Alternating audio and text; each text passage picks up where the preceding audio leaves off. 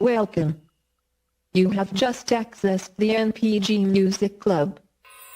This is the brand new subscription service that for $7.77 a month, you can access 3 new songs, bootleg videos, and a 1-hour radio show hosted by members of the new power generation. That is what your head is bobbing to right now.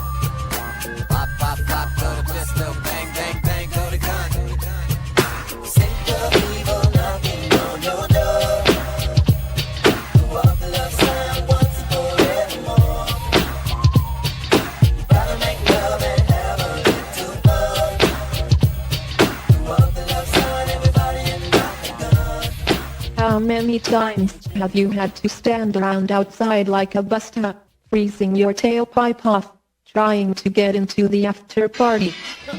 Well, no more. For there is also a premium service for $100 annually.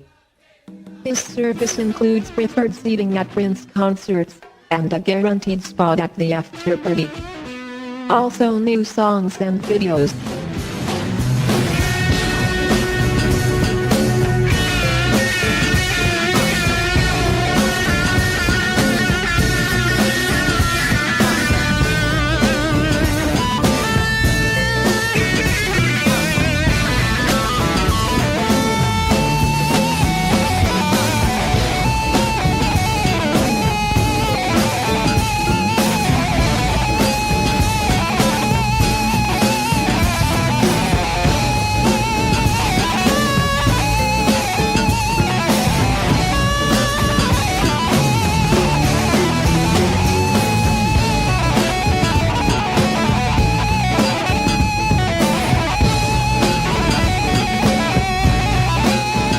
Everyone knows that Prince is one of music's most prolific artists, and is believed to have a stockpile of hundreds of hours of unreleased songs.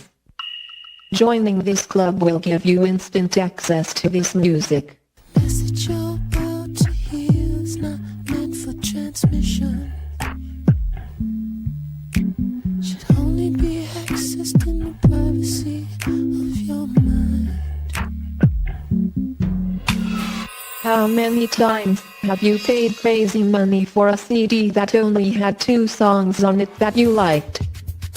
This is because the multinational corporations don't care. They get paid anyway.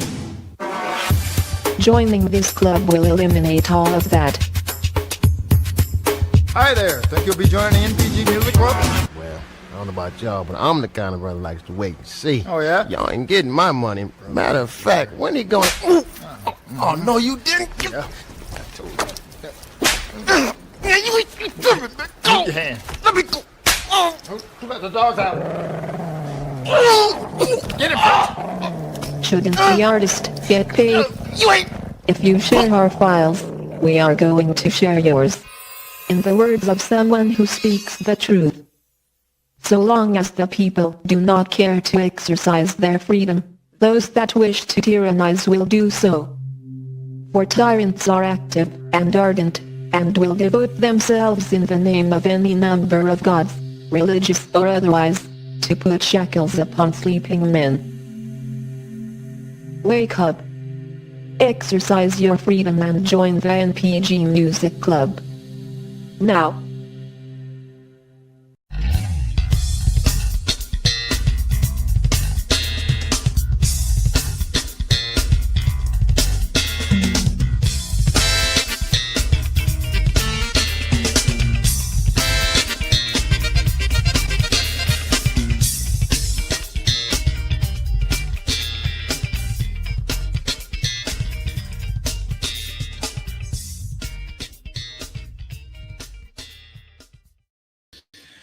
What is up, everybody? I am your host, Mr. Christopher. Welcome to Funkotopia Live. I am here by myself tonight. I do have a special guest who's already in the green room, and tonight we're going to be talking about the NPG Music Club specifically. The NPG Music Club specifically. And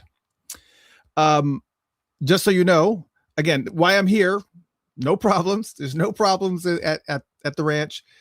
Michael Bland is in the studio right now. I think he said he was working with Soul Asylum and doing some stuff, so there's a little bit of a conflict, but that's okay because we're going to be doing a lot of talking tonight with my special guest that I have, one of the masterminds of NPG Music Club, the one, the only Sam Jennings. For those that have been watching this show for years, he was on the show 3 years ago, and we kind of talked about his overarching work with Prince that he had done with on a variety of different websites and whatnot. And it's really, really cool to have him back, especially since we started re-talking about the NPG Music Club and we started talking about a little bit of some of this chatter that the estate is talking about relaunching it. We're going to talk about that and kind of maybe get a little bit of insight into how serious that is or isn't. We know what was said at the celebration, but kind of get into a little bit of the discussion about NPG Music Club, what worked, what didn't, and what's the feasibility of it being launched here in the near future. But you know what we do right here? We have a little bit of a right before the 8 o'clock hour, which is when the show starts. I like to come in and say hello to all you fine folks. Just kind of want to give you a little bit of perspective about what you're going to experience tonight. Lori Johnson, you were always in here early. And Samantha's here early. Purple Nerd Channel's in the house. Kid Kipkin, what's going on? Arlene, John Frost, OG, Greg Brown, OG, Christy. There's so many OGs in the house. Christina, what's going on? Anita, Red Cat, what's going on? Thank you for calling in the other night. Joni, what's going on? Alice, April, Sue, Sean. Now look at all you fine folks. Sean's calling in from tuning in from the UK. Man, Happy New Year. Yes, absolutely. Happy New Year. It is so cool to be here in the new year, our very, very first show of 2026. That's right. You tuned in here. Very first show of 2026. And it's a shame that Michael is not here on our first show of the year, but that's okay. For those who are new to the channel, have not tuned in before, again, I am your host, Mr. Christopher, and my co-host is the illustrious, legendary NPG drummer, Mr. Michael Bland. That's right. He's normally with me, but tonight I have a special guest by the name of Sam Jennings, and we'll be bringing him in just a second. But I wanted to kind of do a little bit of talk first, just to kind of deal with a couple of pieces of Prince news that were out there. Obviously, the biggest news that has happened over the past week since we last broadcast was the release of the final episode of Stranger Things, season 5, episode 8. That contained not one, but 2 Prince songs. I'm not going to do any spoiler alerts, but let me just say that I wanted to make sure that I actually saw it myself so that I could comment on it. And very, very cool opportunity for the Prince estate for sure and his legacy. It was watched by, millions of people watched that episode. It was the final closing episode of Stranger Things. And I started watching season 5 last night. That's right. I binged 8 episodes between last night and today. And just got done watching that one about, a half hour ago. So just got done with that one. So very, very cool that it was there. I know it had a lot of good residual effects for the Prince estate. They saw a significant Spotify streaming boost. And I think, what did I see here? It debuted on New Year's Eve and the episode, and Purple Rain has seen a 243% increase in Spotify global streams and a 577% surge in global Gen Z streams specifically. When Doves Cry, which was the first track that got dropped on that episode, they played When Doves Cry and then they played Purple Rain. When Doves Cry saw a 200% boost in global streams and 128% increase in Gen Z streams. Overall, Prince's catalog has climbed 190% and with an 88% uptick in Gen Z streams. So let me just say this quickly and as with minimal pomp and circumstance, because I believe there's a lot of people out there that are praising the estate for pulling this off. There is actually a video of the Duffer Brothers, who were the writers and directors of they're the writers and directors of Stranger Things, and they were asked about Prince and asked about why they chose that. And this is what they had to You guys say. have said that there is a song used in this finale that has never been used before anywhere. Why was this the right song, and how excited are you for fans to hear it? Oh man, it's just a very pivotal moment in the show, and we always knew that it was going to revolve around a song, but there was very specific parameters for this song, which made it challenging, and also we knew it was important. So I think we quizzed everyone on the cast, all of our friends. We just got lists. What do you think it should be? What do you think it should be? And when we finally landed on it, it felt right. And the fact that it's been so rarely licensed, I don't think it's ever been licensed for television, just made it that much more special. But hopefully people like it. And we did. We liked it a lot.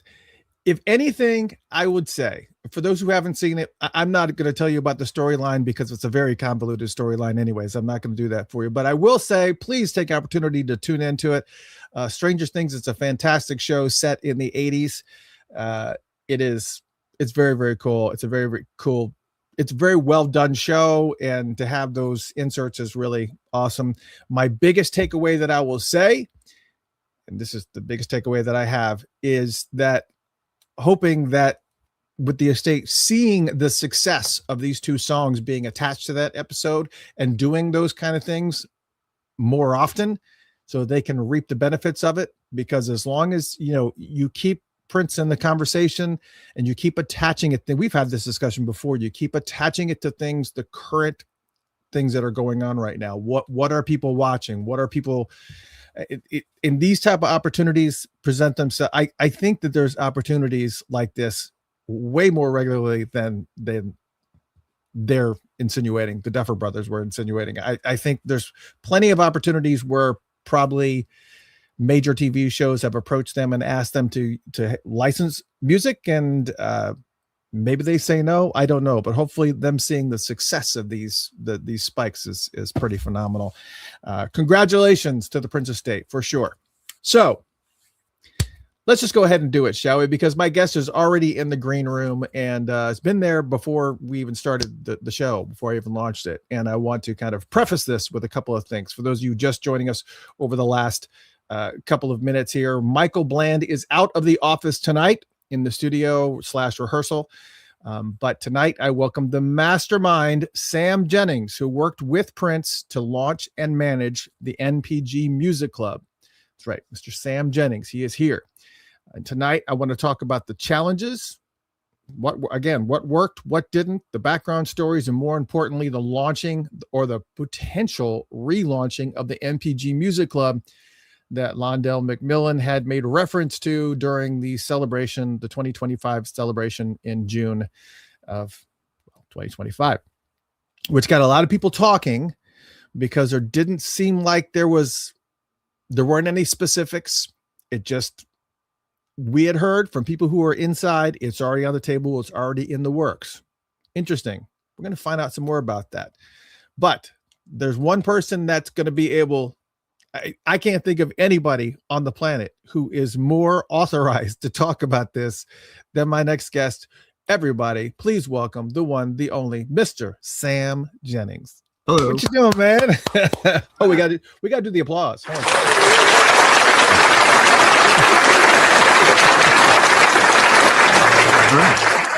Hello. It's good to see you, man. It's been a while. It's been good to see you too, man. I got to say, ever since this conversation about the NPG Music Club came up at the celebration of 2025, this has been an ongoing conversation here at Funkotopia Live. Really, the benefits of doing something like that, especially in today's economics and the way that they kind of distribute music. But before we go there, because we're going to kind of pepper in those things about what's applicable and what can work right now as far as moving forward if they were to relaunch it, which again, as I understand, it's on the table and it's already kind of in the works, or they're putting the pieces together or whatever it is. But can you talk to me a little bit? I know you were working on websites for Prince before this, and can you remember when Prince approached you about NPG Music Club and what his vision was and exactly how that all transpired. Yeah. So, you know, you get a flashback to the time, like around just as 2000 was happening and Napster was a thing and everyone was scared of it. And Prince kind of saw an opportunity with downloading MP3 files, and that it circumvented the record label. It circumvented radio stations. It circumvented record stores. So people were going to Napster and they were getting the music, and they didn't have to rely on these channels that were under control of the record label. So I think Prince saw that as an opportunity for him, you know, being pretty anti-label in general, to, you know, put up something that would offer official sources for his music and a way to legally get it. And, you know, a way that, yeah, just entirely circumvented the system and went around it. So that was really the start of it. And I remember around 2000, we had mpgonlineltd.com. And he just came to me and said, you know, we need to figure out how to make this into a business, about how's this going to make some money. And, you know, I always flash back to the movie, The Beautiful Experience with Nona Gay, where she's at her computer and she's pressing a come button and videos come up. Like that really inspired me, you know, back when I saw it in 93, 94 when it came out. And I kind of put forward to him, like, we should do something similar to that, like a way for people just to get on their computer, boom, there's a new video, there's a new song. And yeah, and figure out how to do it like monthly so that people will be engaged and want to stick around and not just like grab and go, but be a part of something. Yeah. So you were, in order to do that though, you're going to have to obviously push out. What was there, like a set schedule that you guys were planning on? Like, we're going to do it once a week, or, you know, was this going to be sporadic? Whenever you had it ready, we're going to get it out, but it would be multiple times a month. Is that kind of just the loose impression of it? Yeah, we talked about doing like monthly editions. So there would be like the June edition, the July edition, stuff like that. And when they came out exactly, that kind of varied because it was up to Prince and his schedule and what he wanted to make available. So sometimes it'd be the beginning of the month, sometimes more like the middle, but eventually it would get out. But yeah, every month we would have something to offer people in that first couple of years. And for those that don't know, because we do have a younger audience now, and that's, you know, partially thankful to things like Stranger Things and these drips that we get from Prince and in current media. But for those that don't know, Napster was an online file service that was created by a gentleman named Sean Fanning.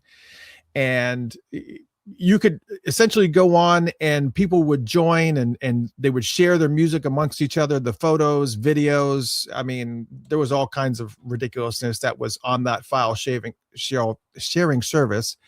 As you probably would expect, Prince's entire library got dropped onto Napster. But because of the way that Napster worked, there wasn't like all the files resided on my computer and I just sent them to you. So I was the one who was distributing it. The way that it worked was it was a file sharing scenario where there would be, it's basically a file distribution process called torrenting, is probably the loose way I can explain it. But torrents, there's no one specific person that's sending the file. It's just pieces of the file that were being sent by multiple people until you as the downloader had all the pieces, and then it created the file. That made it insanely difficult for like lawyers and people that were in charge of, you know, managing. And back in those days, it was the Wild West. They're notorious because it's just next to impossible to track down the origin of where a file came from. So they just kind of chase down whatever server that the torrent sites happen to be located on.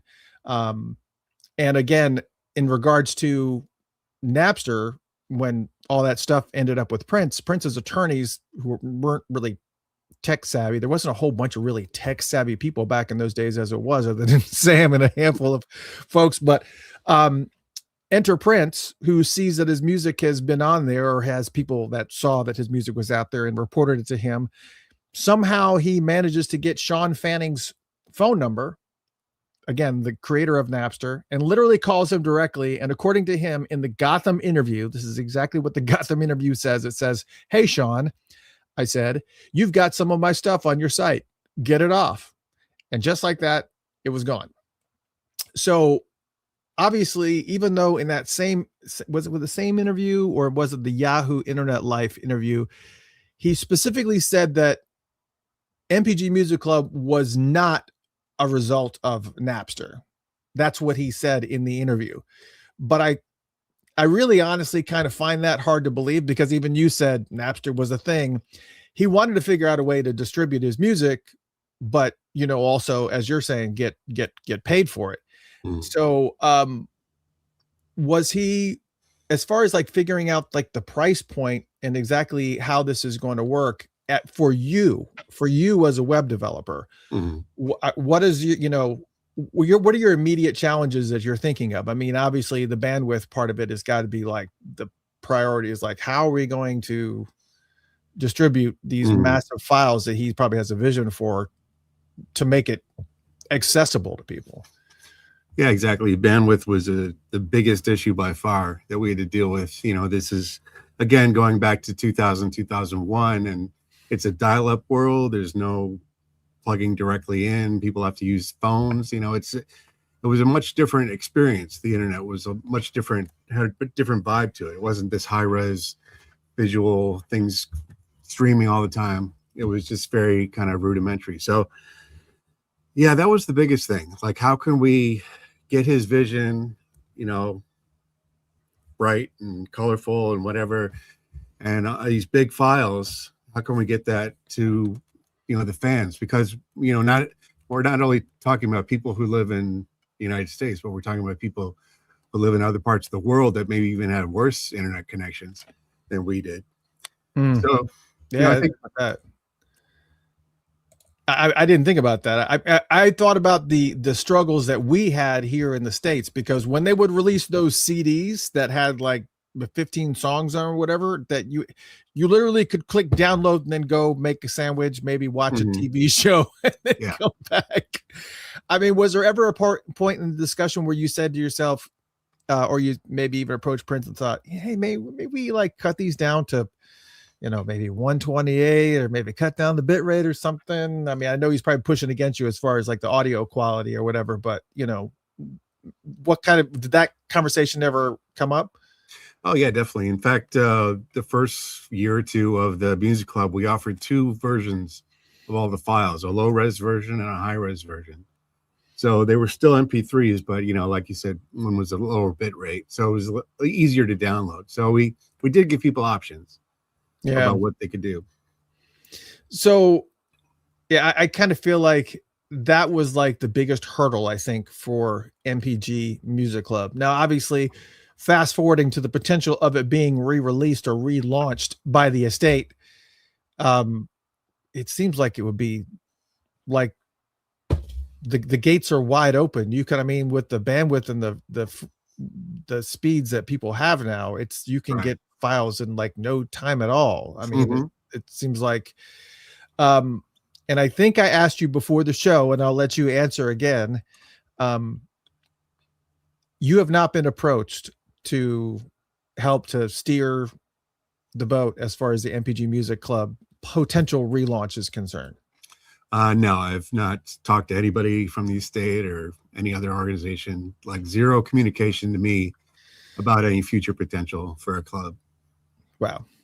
Because it seems like, somebody who's been there, done that, not just specifically, I mean, obviously on like a file distribution service or any type of, service that was like that, because you were so far ahead of your time doing that. It was mind-boggling, because there were so many firsts that happened with the NPG Music Club, and just some of the things that Prince was doing. I mean, not including the giving away the CDs at the concerts as part of your ticket, and just all those different things that all those rules and things that he was breaking. But it just surprises me that somebody who was there from day one and specifically worked with Prince and knows exactly what Prince wanted in that regard is pretty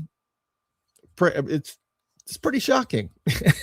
Yeah, I'm not sure what their plan is, what their goal is exactly. I mean, besides knowing what working with Prince and knowing what he wanted, I also, I have a deep understanding of his catalog as well. So that's also something that I bring to the table, and that I can sort of gauge what the fans are going to be into, and what music we need to make available, and so they're not just picking random things and hoping it sticks.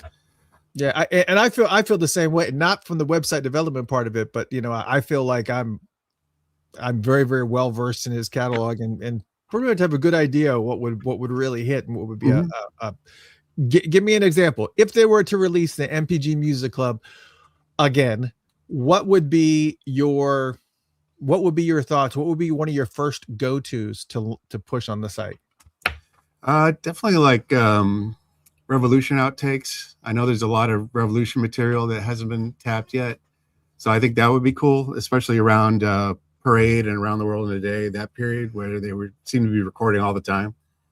And then more live stuff from like the NPG era in the 90s. I think that would be really good too. I was really impressed by the DVD they gave away with the Diamonds and Pearls box set. That was really great. So they should do more of that, I think. Yeah, because he filmed everything, so they've got it. Here's a question. Was this somebody that clicked on the wrong one? It bounced right when I was about to click on it. Anita Owens says a relaunch will definitely be weird since he's not around anymore, because from what I remember, Prince would sometimes be in the chats under another name, of course. And I seem to recall there was, did I save that thing? I don't know that I did. I probably didn't. Somebody had asked me, and I think I saved it in the chat area. Michael Tidwell said, will Sam finally reveal that Irish Wolfhound was Prince? Not to my knowledge. Did he have an alias that he would go into the chat rooms and stuff with, or the message boards at all, or anything like that? What we decided to do is we made accounts for Paisley Park 1, Paisley Park 2, Paisley Park 3, all the way up to 9. And all 9 of those accounts had the same login password. So you could log in as Paisley Park 6 or Paisley Park 7, have the same password. And he knew this, and he had all the passwords. So he could log on to any of those accounts that he wanted to. So when somebody like a Paisley Park 6 would show up somewhere, it was always kind of a question of like, that could be him. And maybe it was, or maybe he was sitting next to somebody who was typing for him, whatever the situation was. But I don't really know of any other aliases he had. I mean, he probably did, but not that I'm aware of. He had people typing for him when he was in the chat rooms. I would think so, yeah.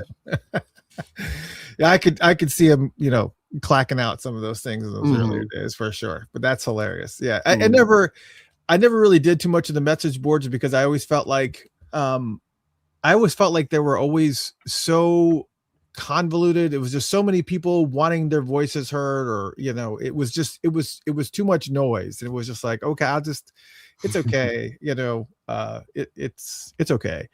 But yeah, I totally get it. But I want to pull up, I think I have a link here on this stuff, and let me see if I can pull this up and visit some of this stuff. Like, first off, I do actually have graphics of the first NPG Music Club, aka I guess it was and these are the graphics that we pulled off of, you had actually saved. For those who want to revisit any of the Prince websites that Sam was put together, you can go to princeonlinemuseum.com, and there are literally live websites that you can revisit those sites and go through them at your leisure. I know that you were like, oh, there's so much that needs to be fixed on these, and that's okay. But definitely. So I'm looking at some of these things, and I was not a member of the NPG Music Club on the first iteration here. This is the first time out. What were the primary lessons that you learned with this? Because I'm looking at the old school Windows window around the actual app itself, which, most programs still do nowadays, but that frame is very, very iconic.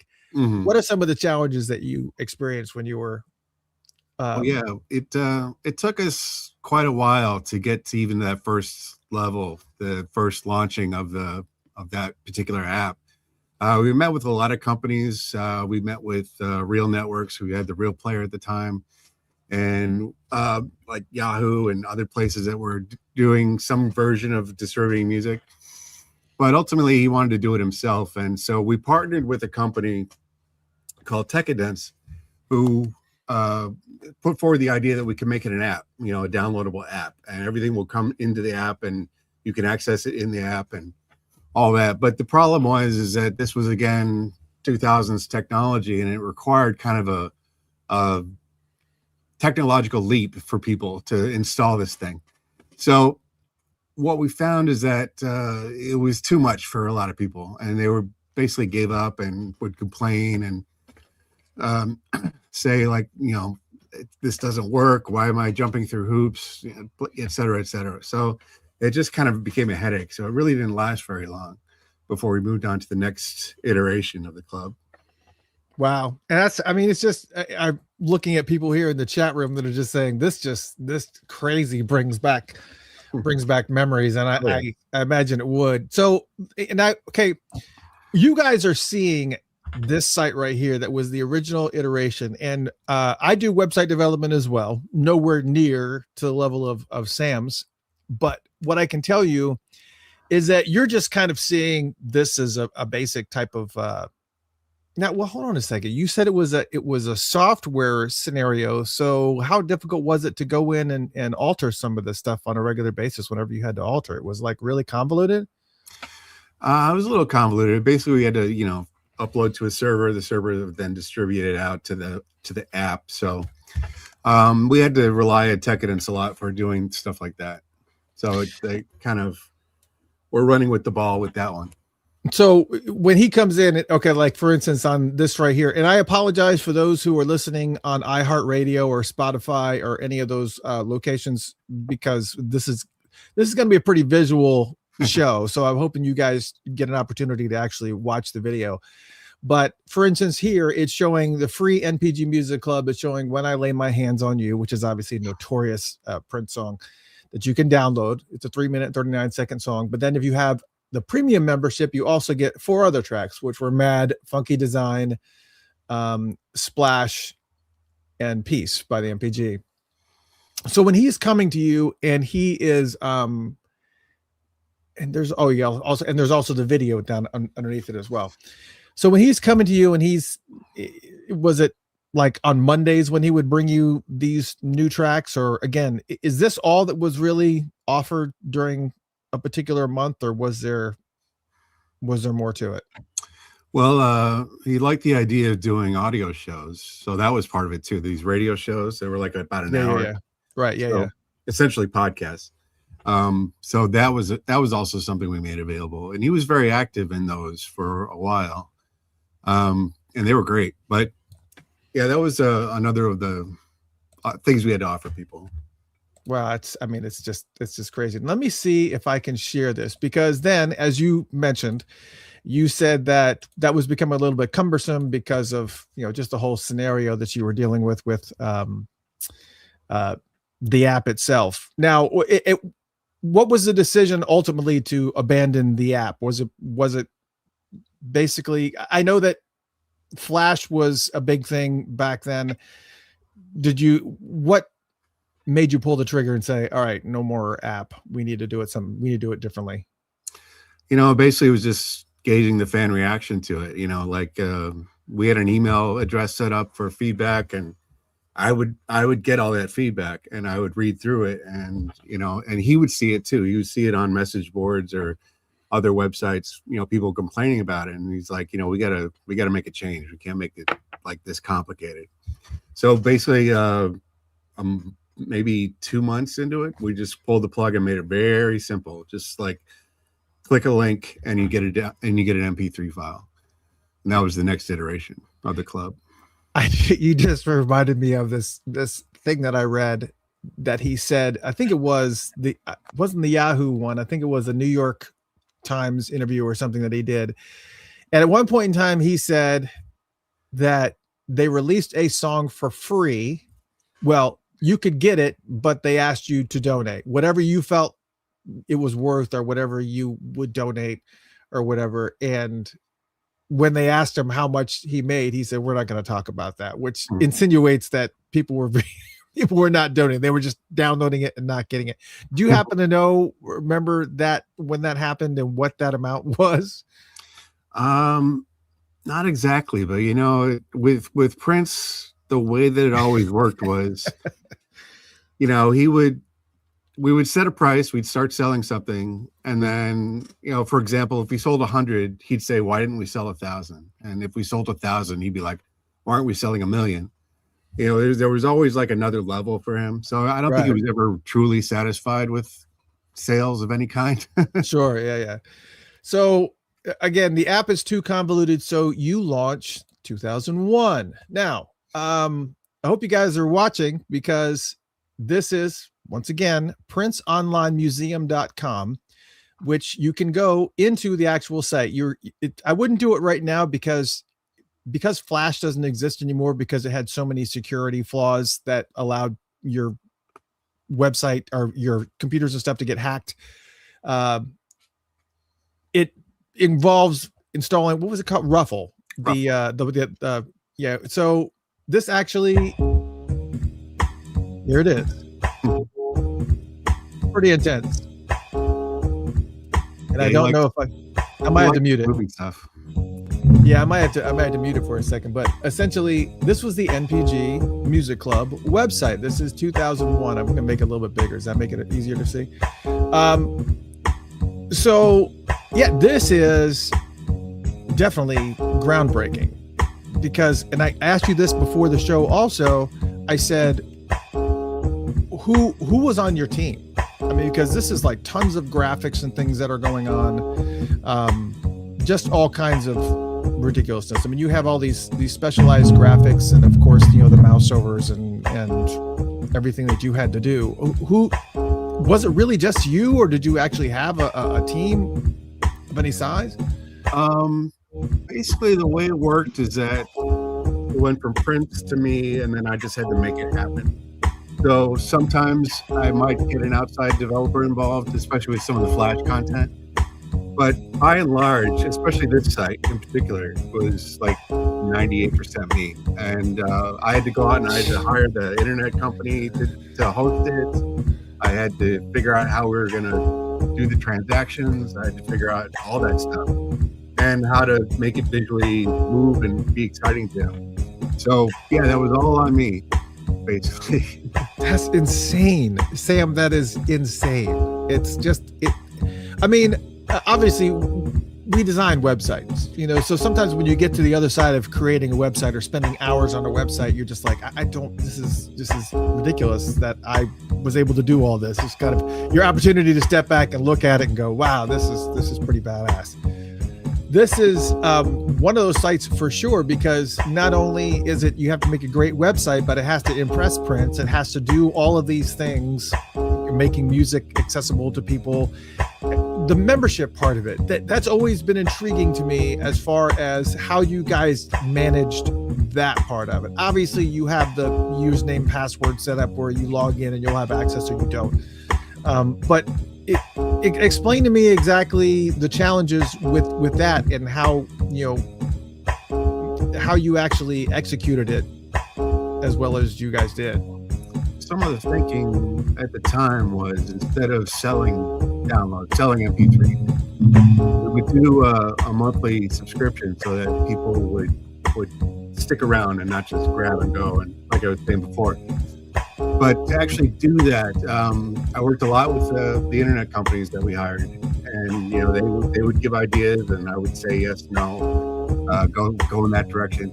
And we had a pretty clear vision of what we wanted, so it was just a matter of finding the right people to build a back end for us. Which we had some great partners over the years, but we did change internet companies several times. Well, because of bandwidth issues and people just not being able to get on, or bandwidth issues. His ideas progressing to a higher and higher level. But yeah, bandwidth was always a big thing. So like if the site crashed, for instance, like the internet company wouldn't hear about it from Prince, I'd hear about it from Prince. And so I was the one he was complaining to, saying, that's terrible, we can't have it crash. And so then I've got to go see if like this internet company can actually do what we need to do, or if I'm going to have to find somebody else. And there were a few cases where that happened. That it just sounds like not a great scenario because this, you guys are breaking new ground.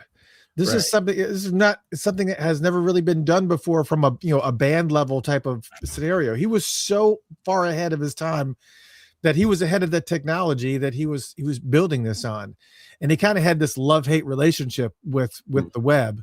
And I can't even remember. So $7.77 a month. If you wanted to access 1 month edition, or you can get for $100 a year, you could get the premium annual membership, which gives you pretty much access to everything.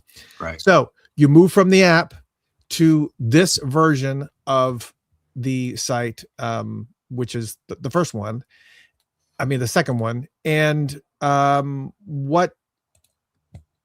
me, what kind of increases did you see monetarily or membership wise? How did it pay off? Yeah, definitely.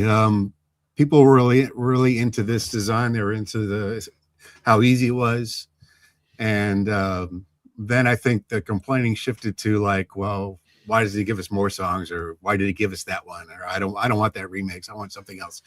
So people would complain about that instead. But yeah, the pressure of the site had been relieved from switching from the app. Definitely, by far, made a huge difference. Yeah, I mean, yeah, it's a lot. I mean, it's just a lot. And again, so not being content with staying in a place, just like he would change his hair around frequently, he would also change the website yet again. So what was, and I'm about to show the 2002 version of the site, what was the catalyst where Prince was like, okay, we just got to just change everything? Was it just because of his design, or because there was something legitimately wrong with the site? I don't think there's anything wrong with the site. I think he just started getting visions of what it could be, and this sort of he wanted it to be more of a community, more of a place people could go, if not a physical place, a virtual space where people could come and share ideas and hang out and really be a part of the NPG Music Club in a more direct way. So that's kind of where the evolution was going.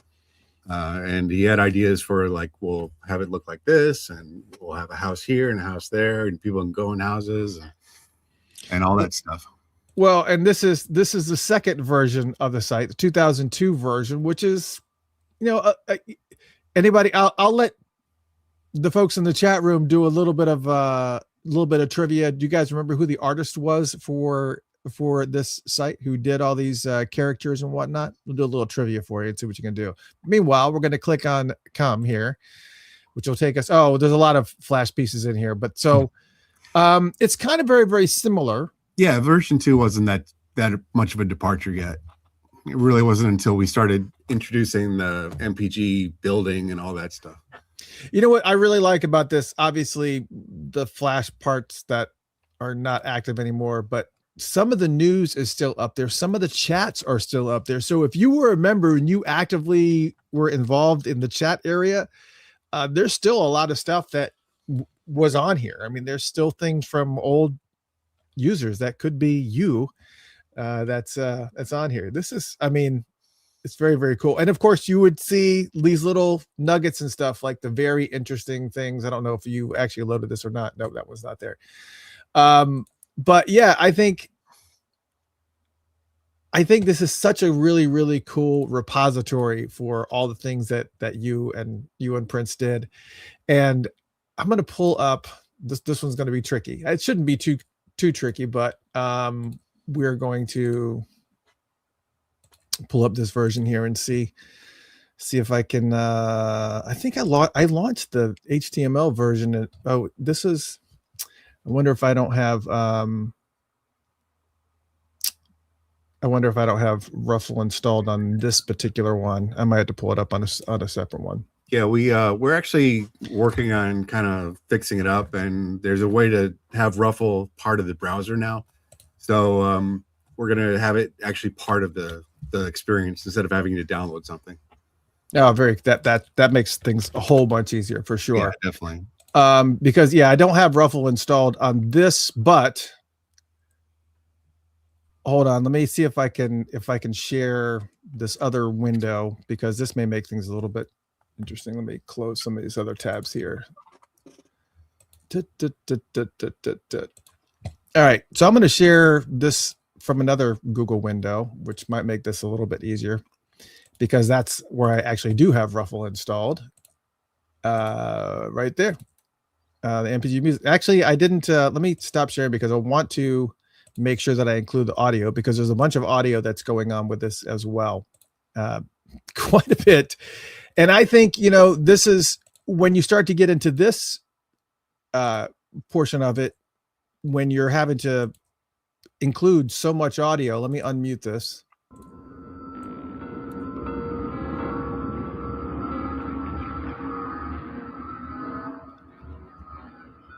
So much going on.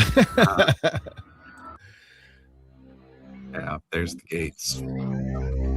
So there's the gates to go in. Can you guys hear the sound okay? And I don't think, I can actually increase this a little bit. It's pretty intense. Obviously, was there anything? Well, first off, we're just going to go ahead and click the gates. For those who did not get to experience this website when it was here, again, we're on princeonlinemuseum.com, which actually has this website. You can kind of go all through it, but you click on the gates, you click on access. Now, obviously the two swords come, but if you're not a member, is this where you would have to log in at this point? Right. I can't remember. Yeah. But we're already logged in. Right. Got a big MPG house. Yeah, that's pretty intense. Nothing hidden in here. No. And now we're going to go inside. Yeah, the foyer. We're in the foyer, which kind of takes a whole bunch of different, there's a lot going on here. Now, obviously, you can choose any of the stairwells here. I'm going to mute this just for a second. Mm-hmm. You can choose any of the stairwells here, and of course, band stuff and whatnot. And so when you're first creating this part of it, how much of this are you involved in? I mean, did you do this? Who is the person that did this particular graphic work, and were you just in charge of the programming? Who was part of setting this up? No, that was me. First I'm a designer, and the coding and motion design that comes second. But really, it's like being a visual designer is what I am most comfortable with. So a lot of the images, a lot of the graphics were ideas that he had, and then I had to kind of find things to shape and make into what he wanted. There's a lot of editing going on. This, I believe, it was originally a picture of a church, and like where the instruments are was where like the preacher would be, and we added the columns, we changed the colors, and we put the band in the back there and made the fountain. All that stuff was just added in. That's just crazy. And again, for those who are not old enough to remember this, or maybe didn't get an opportunity to see this, and that's not completely logical, because this was over 20 years ago, right? At this point, 25 years. That's insane. It's just ridiculous. But you could click on any of these stairwells, which are taking you to different areas, and as Sam has mentioned, all these different highlighted areas. So you can actually click on the stairs, which takes you into different. Now, this was obviously maybe a mosque of sorts, I guess. Mm-hmm. Right. So you had three different sections once you went up these stairs, which were knowledge, reflection. I can't remember what the other one was. It's a little bit illegible, but let's click on it anyways. Let's just see what happens. Oh, it's got all the news and stuff. Yeah, I remember this area. It's all coming back to me, just like the people in the chat room. This is really taking me back to kind of watch some of this stuff. It's pretty insane. But yes, you can click on Music Club News, You Tell Us, and Digital Garden. So for instance, if we had clicked on Music Club News, would just give you whatever the current news is for the day or for the month. You Tell Us was that was essentially the chat section, right? Nothing's happening. That was the message board. Or the message board itself. Yeah. And then of course Digital Garden. I'm trying to remember what was in all these sections. What was in the Digital Garden? That was a place for like sort of longer essays about stuff. You know, either he would write something or somebody else we worked with would write something, and we put it in there. That's one of the places we put it. We also put things into a virtual library as well. So we had a few places where there were this information just kind of snuck in. Oh, and if you click on the fire, if you happen to see it, yeah, it would give you these little teeny messages and things. That was right. God, just crazy, just amazing. All these little pop-up messages and stuff. And I think I'm trying to remember what you had to click on to go back to the home screen. I don't remember what It was the jar in the corner. And to go to the front of the thing, you actually click the sun at the top. Oh, I guess I don't have. Oh, this. No, I guess I don't. Yeah, it's not working. So we'll just go back. It's gonna take me all the way back to the beginning. That's all right. That's okay. We will go too deep into some of these areas here, but yeah, it's definitely. That was one of the challenges about this particular version was, I said, let's make a sitemap so people will know where everything's at. And he's like, nope, you wouldn't have a sitemap in your own house. I said, all right, well, so we had like jars and, sun icons, and it was confusing to a lot of people, but, we made it work. Yeah, I was trying to click on some of the band things, and some of those links are inactive. No, those band things actually they play sounds from. Oh, okay. Is that what was going on? Yeah, I think I remember. Oh yeah, because you had to be close, and I think you also have to be maybe a little bit closer. But you're right. I do have it muted right now. You got the musicology room here. Oh, maybe let me unmute it. So I just clicked on the guitar there.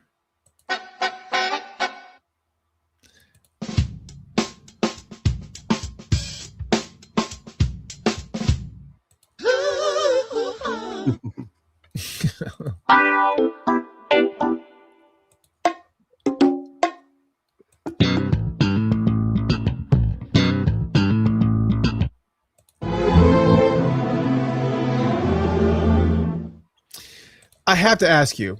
Mm-hmm.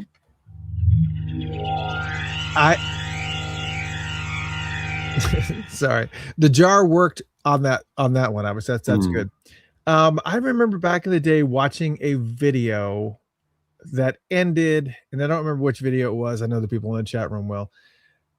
That ended with a sound sample collection that you could purchase.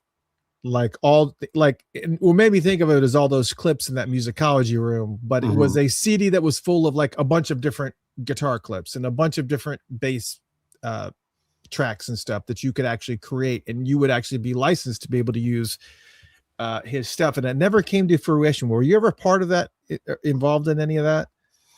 Or have access to it? Because I imagine you would have to have access to it to do some of this stuff.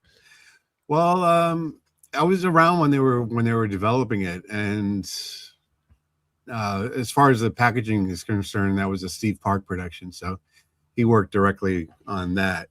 But Prince would give me these samples. Like, I just got them directly from him. I didn't have to go search very far. Like, he'd say, you need a guitar sample? Okay, here's one. And he'd send me something. So I never actually saw the 7 CD thing or got to listen to it or any of that stuff. It would have been great though. I mean, it cost $700 at the time, and you could just go so you do willy-nilly with everything. Yeah, you do remember. Yeah. So and I'm trying to remember where was it that I put this down. The wasn't the artist name was Spencer Derry, wasn't it? Wasn't Spencer the one that did the artwork of the characters on the sample set? No, on some of the graphics for some of the websites, like the character that's right on the front. The people. the people. No, that was Debbie McGuan. Oh yeah, sorry, Debbie McGuan. And I thought that Spencer really did all the t-shirts and stuff that he had he I think did. Spencer came a lot later. Yeah. But yeah, so this definitely obviously will take some folks back. I mean, so many different things that were here. We'll try to make it even larger. I know this is taking people back.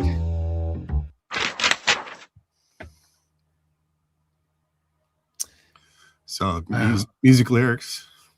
Yeah, that's I don't know that I've I think I've heard this one. It's not, I don't think it's been officially released, but I think I've heard this one. Now you said that you and Prince always used to so I'm going to go back. You and Prince would decide to hide things, like create little Easter eggs. What was one of the Easter eggs that you can remember on one of these sites that you thought it's going to be really difficult for people to find this? I know that you said that people would go in and say, guess what I found?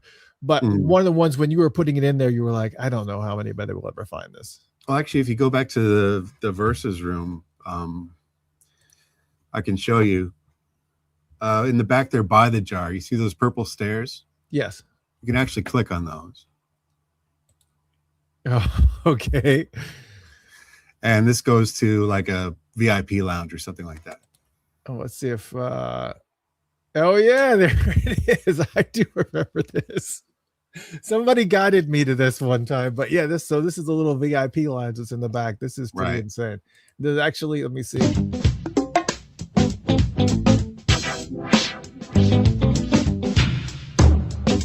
We change the music periodically. Yeah, but I can't even remember this song. Now that I'm hearing it, I'm like, oh, I remember hearing this, but wow. Now, okay, there's a little hole in the floor there. What is, I guess the door is that to exit? Yeah. Okay, and what's the sun on the floor here? That's supposed to take you to, okay. All the way out. Yeah. All the way out. But it was just crazy, all the things that were here. It's just unbelievable to me. Backstage pass, cyber clips, man. It's just so cool to actually to see the metamorphosis of some of the things that you guys were doing, which is just, it's staggering. It's just unreal. And I think we actually did have one more. I'm going to actually put it on the same one that we were at before, but you did yet another version in 2004 to 2006. Yeah. And I'll share that one. And then we're going to get into a little bit of an in-depth discussion about this stuff, because I got a lot of questions regarding the potential of the thought process to release this, re-release NPG Music Club. Yeah, so it's always kind of cool that he always had these. I was just playing music. Let me see. I think I have music. Yeah, I have music on, so I guess there's nothing playing. There's a play button on the right corner. See, this is how far removed I am from this thing. Maybe it's not working today. Yeah, that's all right. Yeah, I mean, okay, so let's go into the NPG Music Club. If it will take me in there, I think it will. I was in here before. Yeah, there you go.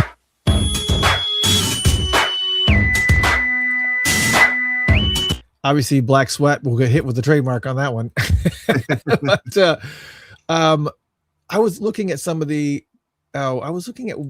There was one of them I was able to get into the merch area, and it was really, really cool because some of the merch I was able to see that they had offered back in those times. It's like, oh man, if you had that now, I don't think anybody ever ordered that. I don't think ever saw many people with some of these things in their hands. But this is actually, I mean, there's some things that I've seen and I've had, but this kind of stuff is just unreal to me. Yeah, for this stuff, I got a lot of help from a guy named Ash Warren, who's an expert in Flash, and I needed somebody who really had a handle on it. So he came in and helped me with a lot of this stuff, where I would give him ideas and he would build it. But yeah, I got to give credit to Ash Warren. I'm better than the day before, 'cause you made I mean, this is just so cool. I mean, it's just so cool. And I think there was one that I remembered you could actually mix the actual tracks as also. Yeah, there was. Yeah, I'm pretty sure I remember that. But man, it's just so awesome. I mean, I have to give you another round of applause just for the amount of work that goes into this is just unreal. And I don't want to take up the whole time just kind of going through the site, because the truth of it is that I wanted to have a really in-depth discussion regarding Prince's original vision for NPG Music Club, and also have it be backed up with actual things that he said in interviews of his original vision. And what you feel like, well, let's just say that the estate, you said the estate has not come to you, but let's just say the estate did come to you and said, look, we're planning on relaunching the NPG Music Club, and we'd be interested in your input. What would be some of the things that you would tell them? You would say, look, well, here's what I would not do again. And I mean, what would be some of some advice that you would give them? Don't give it all. So we want them to be able to actually come to you and get some information, but what are some of the big ones? I think, the big one would be whether to do downloads versus streaming, because obviously there's been a paradigm shift since then where everything is now streaming, and you don't really download MP3s anymore like people used to. So that's one debate to have about whether or not you do it old school or you do it with streaming. And if we were to do it with streaming, I would think that the best way to go about it would be to get a service like Spotify or Tidal or one of these services to create like a white label artist version for us, where like they would be the back end and like people would join Spotify and they'd have this option to add an additional whatever a month and get access to the NPG Music Club, sort of as a separate experience. So that's one possibility too. But I think Prince, he liked the idea of it not being connected to any corporate operation. So he'd probably frown on being a part of Spotify. He did a deal with Tidal, but I'm not sure how far that goes. But yeah, I think that'd be an interesting way to do it. And, the important thing being that it's just got the feel of the NPG Music Club. It's just got a feel of like, this is something I'm familiar with. This is something that feels princely, to put it in, not to have a better word for that. But yeah, so it didn't have like a stale corporate vibe to it. Like it didn't feel like somebody just spit it out, based on a template or something like that.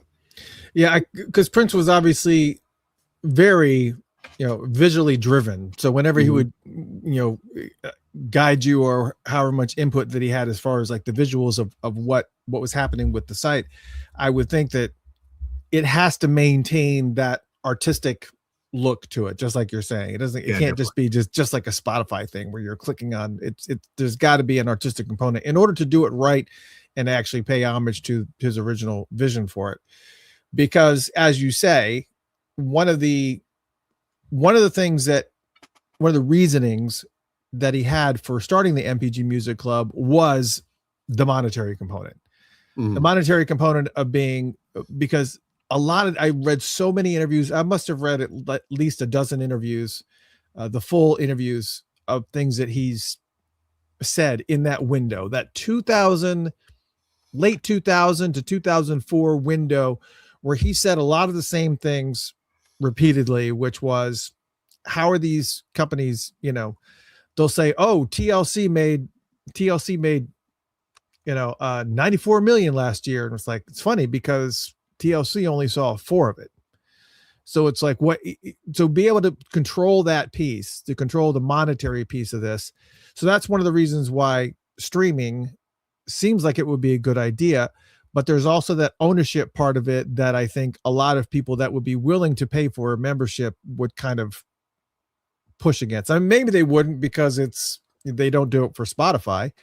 But Spotify also has a free component to it as well. What do you think? What type of material would you think would be best to do with an NPG Music Club? I mean, I'm thinking live shows, obviously, just like you would refer to. Live shows would be like the biggest, most paramount types of thing, and also unreleased music. Those are the two priority, I think, that all Prince fans would agree on. Right. So again, I know we've already asked this question about which one you think would be best, but what kind of price point do you think we should to do on something like this? I think at first we started with the monthly thing where it was $7.77 or $100 for a year, and then we switched to a $25, just kind of that's your lifetime membership. So we had two different ways of monetizing it. So I think if it was like a streaming thing, something even not that far from what it originally was, I think would be pretty cool. And you kind of gauge like the balance between how much music you're giving versus the price point. So, if the price is $7.77, you're going to give like this many songs. And if the price is $25, then you're giving this many songs, that kind of thing. One of the ideas we had actually at the NPG Music Club that we didn't get to do, but we had talked about doing, was actually getting other artists on board on the website. And, right. Yeah. And putting their music out on our system, on our scenario. And we featured other artists' clips in the video section, but we never actually got around to distributing anybody's music. And I knew there was audio on the audio shows there were, because I think Rhonda had released her new album, and I think there was like a large portion of one of the audio shows I remember that Rhonda was like the MC or the DJ or whatever it was, and there was a lot of that. But I mean, that I'm certainly thinking that other artists would be great on the system. But do you think that's applicable now that he's no longer with us and there's not really anybody on a Paisley Park label? I mean, probably wouldn't be any too much benefit on that. Yeah, I think that the challenge would be like, is the audience going to be big enough to make it worth it? And as a thing that appeals to the more hardcore fan, I don't know if there would be quite the wide reach that people would want for their release. So it might be kind of limiting to do that. But I could see like a featured content kind of thing where you said like, here's an artist of the month that we really like, give it a listen. Would be another benefit of connecting with Spotify. But yeah, doing something like that, recommending other things, recommending music, movies, books. Yeah. I mean, one of the things that Michael Bland and I had talked about on a show, it was a while ago, I want to say it was probably towards the beginning of the year, is kind of creating a friendly space, whether that's via an NPG Music Club or whatever, for the past members of Prince's bands or any iterations of any of the bands, whether it be the family or whether it be the surviving members of the time or I mean, no, Maserati is really not a Prince band. That's a Brown Mark band. But, bands like that, to be able to give them, some type of place where they can not only, get into the studios at Paisley Park and actually do something without having to go to some other studio, but also be able to take advantage of some of the marketing and publicity that something like that would, like something like an NPG Music Club would serve as a really great viral marketing piece, so that, you wanted to push something that was very, very similar, or that maybe that Paisley Park has, a couple points in music and an album or something. It may be something that creates yet another revenue operation for it. So besides downloadable music or streaming music, those things, the audio shows, some of the news and whatever, is there anything that you would think would be a good addition to the NPG Music Club that maybe that was not done before, besides what you would refer to about the artist clips? Let's see. I think you could definitely add a lot more interactive type of things, like where people can, create their own artwork or remix a song and stuff like that, which you could do online a lot easier now than we ever could back then. And trying to get people be a part of it. And, I think Prince.com, the official website, it's kind of a missed opportunity, I think, to really engage people as far as that's concerned. It just kind of funnels you to the shop, and that's about it. But Yeah, definitely. I agree with that for sure, because one of the things that he said, another one of the reasons why he wanted to get NPG Music Club out there was to be able to acquire new listeners, because he knew that that's where the audience was. The audience was online, and he wanted to be able to kind of get out there and take advantage of that. And it just seems like everything that the Prince Estate is doing now online it's just not effective. There's nothing that's really engaging about it. They're all sales promotional tools. There's nothing really that kind of creates a community or creates some type of universe for people to be able to go to. And that's something else that NPG Music Club could serve as, because they're, to integrate a message board or, a chat room and drawings and, pop-up things that could, the capabilities, profiles, and share what their favorite stuff is. And absolutely. There's no place really for a community. It's really kind of just been stretched out and spread thin across a multitude of sites. There are still a lot of people that are doing it fantastically well. I know there's not a bunch of involvement now with Prince Vault, but Prince Vault is still like the go-to for getting a huge part of the information. Prince.org was okay for a lot of sporadic stuff. But yeah, there's no real central point where people can go. But go ahead. No, I want you to go ahead. You're the guest. Well, another thing I was going to mention is things like Twitch. Like, I don't know if you're you're familiar with all the music. Yeah, you know all about that. So like integrating that into it as well, so that you had like a weekly or monthly show that could kind of focus on the content that we're going to be putting out in the club, and throw in some remixes and throw in some other stuff. And that's obviously a place where people can chat and connect. So integrating that into it, I think, would be really cool too. Yeah, there's so much opportunity out there with the way the technology is and the things that you can utilize to kind of get all that. There's like, with virtual reality and AI and everything that's out there right now, and the level that technology is at, it's the sky's the limit. You can do anything that you want. But the problem is that I don't know that they would be willing to put together a team to do that type of interactive environment. They just want to sell stuff. They want to sell music, and they want to keep the fans happy, which it's a pretty good goal to have. Keep the fans happy. Yeah. But the fans are kind of getting a little bit restless because they're not releasing the things quick enough. They're not releasing, the new, previously unreleased tracks, the things like the soundboard checks that we all know, some of us heard, and some of the live concerts, not just a live concert that they've put out like One Night Alone and whatnot, but the actual full-blown live concerts that are recorded from the board and are fantastic. There's a lot of them out there, because like you said, they recorded pretty much everything. And that was one of the original visions of NPG Music Club, that he even said in the Yahoo Internet Life interview from June 2001. He said, "Anybody who has followed my career knows how much technology has meant to me. When it was 3:00 in the morning and I'd try to get Revolution drummer Bobby Z to come out in the studios, sometimes he'd come, sometimes he wouldn't.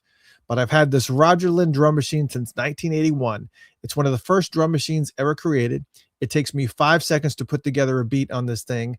So from the very start, technology gave me a direct result for my efforts. I'm a very simple person. If somebody wants my music, I'll give it to them." So that being said, he was very, very clear that part of it was he wants people to hear all this stuff that's just sitting in there. He wants the immediacy of being able to say, "This is my newest thing. Here it is. Check it out." And then the other part of it is there was another interview that he had done that was very, very similar to that, where he had made mention, "Oh, and if I really like, some of the stuff that I've put out there, I can consider pulling it down and then reproducing it and putting it out into a packaged product if the people want a packaged product." Right. which goes to say that he was also okay with releasing music via something like the NPG Music Club, where it may not have been all mixed down and mastered and this, that, and the other, like you would have to do for an actual physical release. So that just goes to show that there's so much stuff that's sitting in the vault right now that is already at the level that he would have considered releasing on something like NPG Music Club. Mm. And Yeah, I just, go ahead. No, you got it. No, I'm just saying, it's just, they don't want to hear me talk. They want to hear you talk. But I mean, that's the reality of it is, I think there's so much that they can do that would appease the fans, the hardcore fans, not only appease the hardcore fans, but also, just kind of create a buzz and just keep things going. It's because not only do you make this, if you do something that's pricing that you're talking about, which is just what they did, pricing wise last time, something that's accessible price wise for people to be able to come in and go, hey, I just heard Prince on Stranger Things. I think I'd like to go in and maybe see a little bit more, and then be able to be immersed in, digging in deeper into his discography, and just learning more about him. I mean, it's, again, there's just no central place for it, but I mean, NPG Music Club would be the perfect answer for the estate, and something that's relatively, do you think it would be, I don't know how simple it would be, but to be able to set up something is not incredibly difficult nowadays. Right. I mean, you have sites being built by AI all the time now. So like there's tons of routes you could take to get something like that produced, and they wouldn't cost like $1 million or $2 million or anything like that. Be relatively low cost. And yeah, with the bandwidth not being an issue anymore, like that being a huge leap forward. Here was the quote that it was also from that Yahoo Internet Life interview. He said, "What's cool about the club is that the shows and the tracks change every month. So if you go in every month, you'll get to storehouse all of these tracks. And by the end of the year, you'll have enough for maybe 3 albums. I could probably release 5 to 7 albums every year if I wanted to polish stuff that I'm really happy with. But the market can't deal with that. So this seemed like a natural alternative." And the fact that he says that says a lot, because this is what we hear from the estate whenever people are like, well, why hasn't anything been released in months? Why hasn't this, that, and the other? Because and what they'll always come back in saying is it has to be done right. It has to be, mastered right. There's so many processes that things have to go through for the physical part of it. He was talking about the vinyl process and how there has to be like, all these multiple pressings that you have to listen to under a fine-tooth comb. And but with something like the NPG Music Club, you don't have all that. You don't have all that process. You don't have all that overhead. You've already got it in the vault. So you've got it in the vault. Right. Just put it, and then that way you can just put it right there on the NPG Music Club. Maybe make some little tweaks and adjustments to it. You got plenty of people on staff that can do that. You got, access Morris Hayes, or there's so many people that can do that type of stuff. Right. So, I mean, what would you think? How successful, or, I mean, what do you feel like the main challenges would be if they relaunched NPG Music Club? Well, kind of what I was saying about how it really appeals to the more hardcore fan. Like, it's not necessarily something that everybody would kind of jump onto, I don't think, because, he wasn't selling millions of records towards the end of his career. He was putting out music that he liked, but it wasn't necessarily reaching a huge audience. So finding people who want to seek out like 5 albums a year might be a little challenging. And, the number of hardcore fans in the world is kind of shrinking as we get older. And yeah, I think it'd be a little bit of a challenge to find a big audience for that. How many people were members of the NPG Music Club back in the day? I mean, I got to take that to the grave, I'm afraid. He never wanted to discuss numbers ever. See, for me, I think when you say something like that, and that's obviously a lot of people are going to have the same perspective, is that the numbers weren't where he expected them to be or where he really wanted them to be. I think if it was, he would have been in a scenario where it would have, NPG Music Club would have stayed put. Right. Um, But that goes back to what I was saying about how, with sales, like if there were 100 members, why aren't there 1,000 members? If there's 1,000 members, why aren't there 1 million members? He was never really satisfied with numbers. Yeah. Ever. Yeah. I get that. That completely checks and aligns with what. Yeah. More pressure on me though.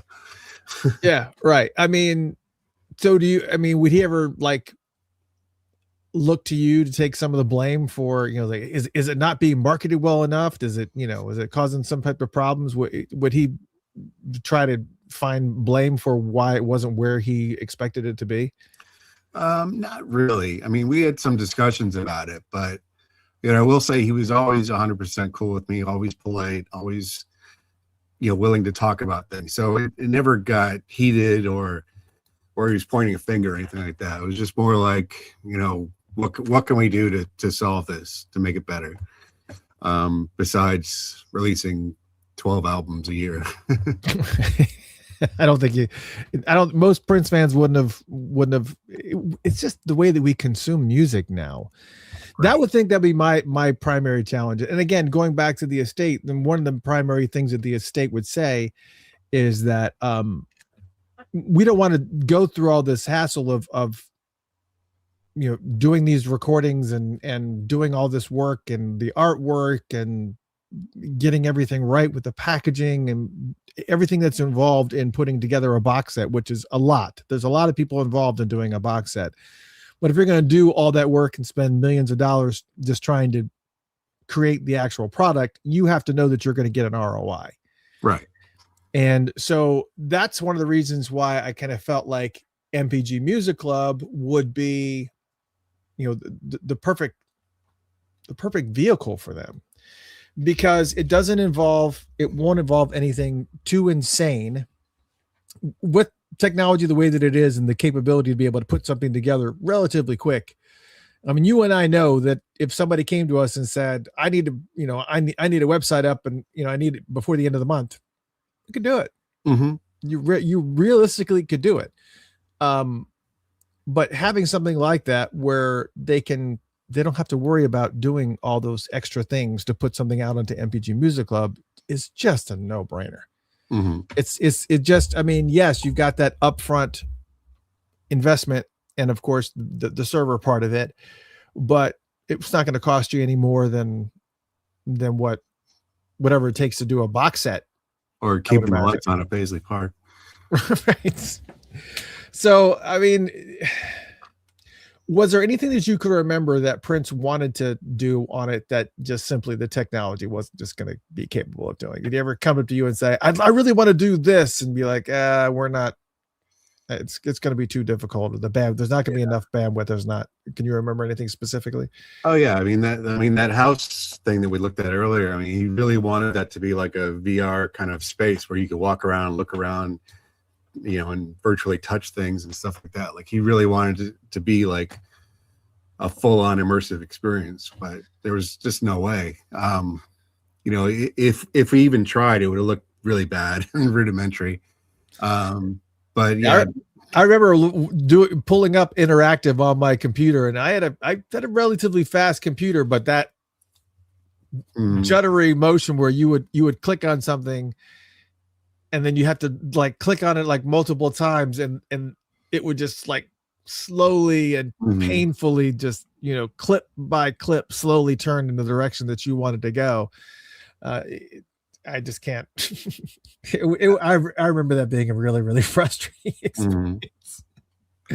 Yeah, for sure. And, I think if we did do a music club now, I think it would also get a lot of attention, just as something that no one else is doing at the moment. You just don't have artist-owned businesses like that anymore, or at all. Where an artist is actually the one in control, and obviously he's not here, but his people are in control of the conduit to get the material.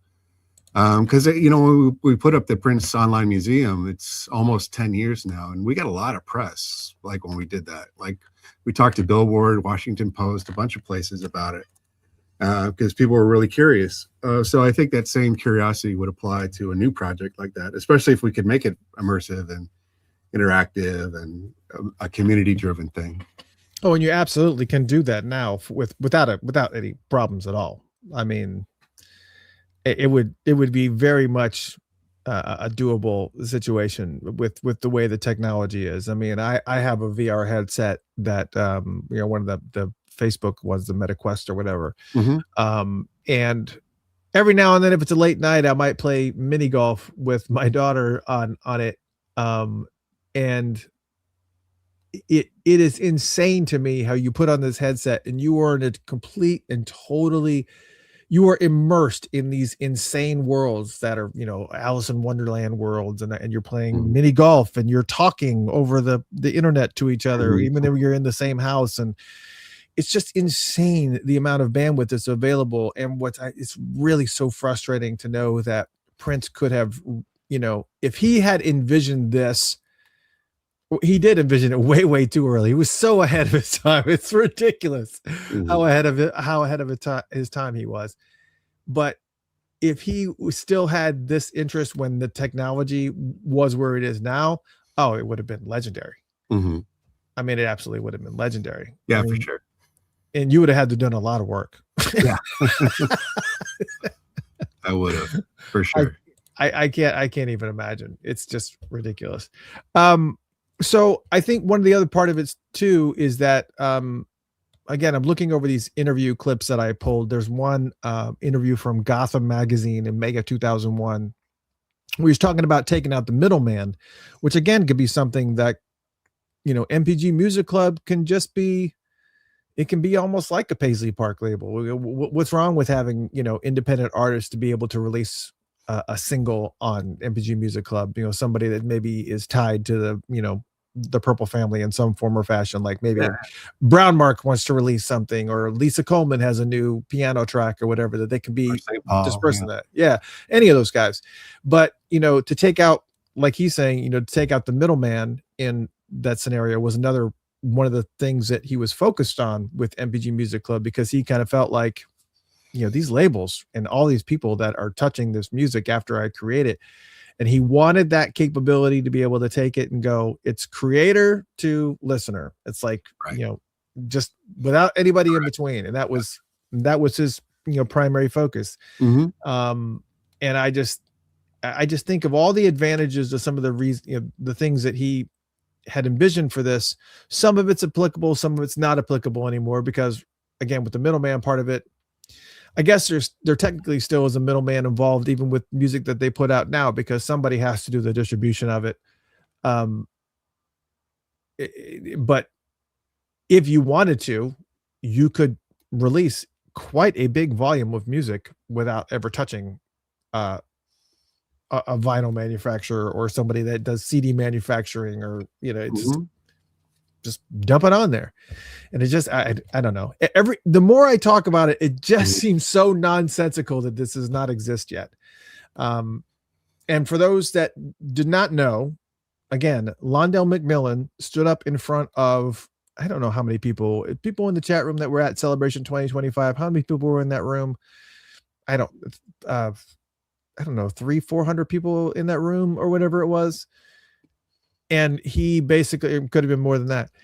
And he just said, yes, NPG Music Club is something that we're going to be doing. And, because Prince gave us the blueprint for it. So why wouldn't we do it, is basically how he phrased it. That's a paraphrasing. We weren't allowed to record, so that's what I was able to say.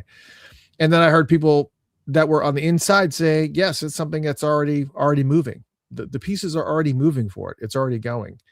But there, again, just like this scroll said that's at the bottom of the screen here, this is all rumor and conjecture until you hear it from an official source. Everything that I'm telling you is hearsay, the very, very reliable pieces of hearsay. The Londell part was not hearsay. I heard it myself, and I'm telling you what he said, and there's hundreds of witnesses. But the part where it's in the process, it's moving, I can't divulge who that was, but I will say they're pretty reliable sources of information.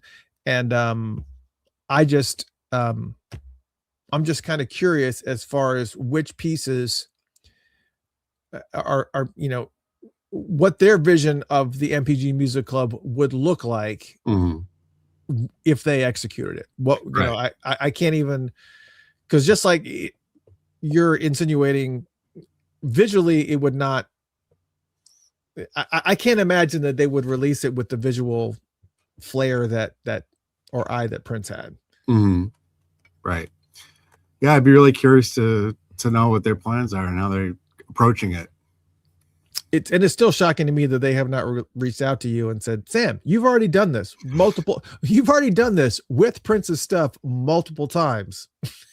You seem like a pretty good source to you seem like a pretty good source of information that's like, hey, been there, done that successfully, regardless of how you measure success.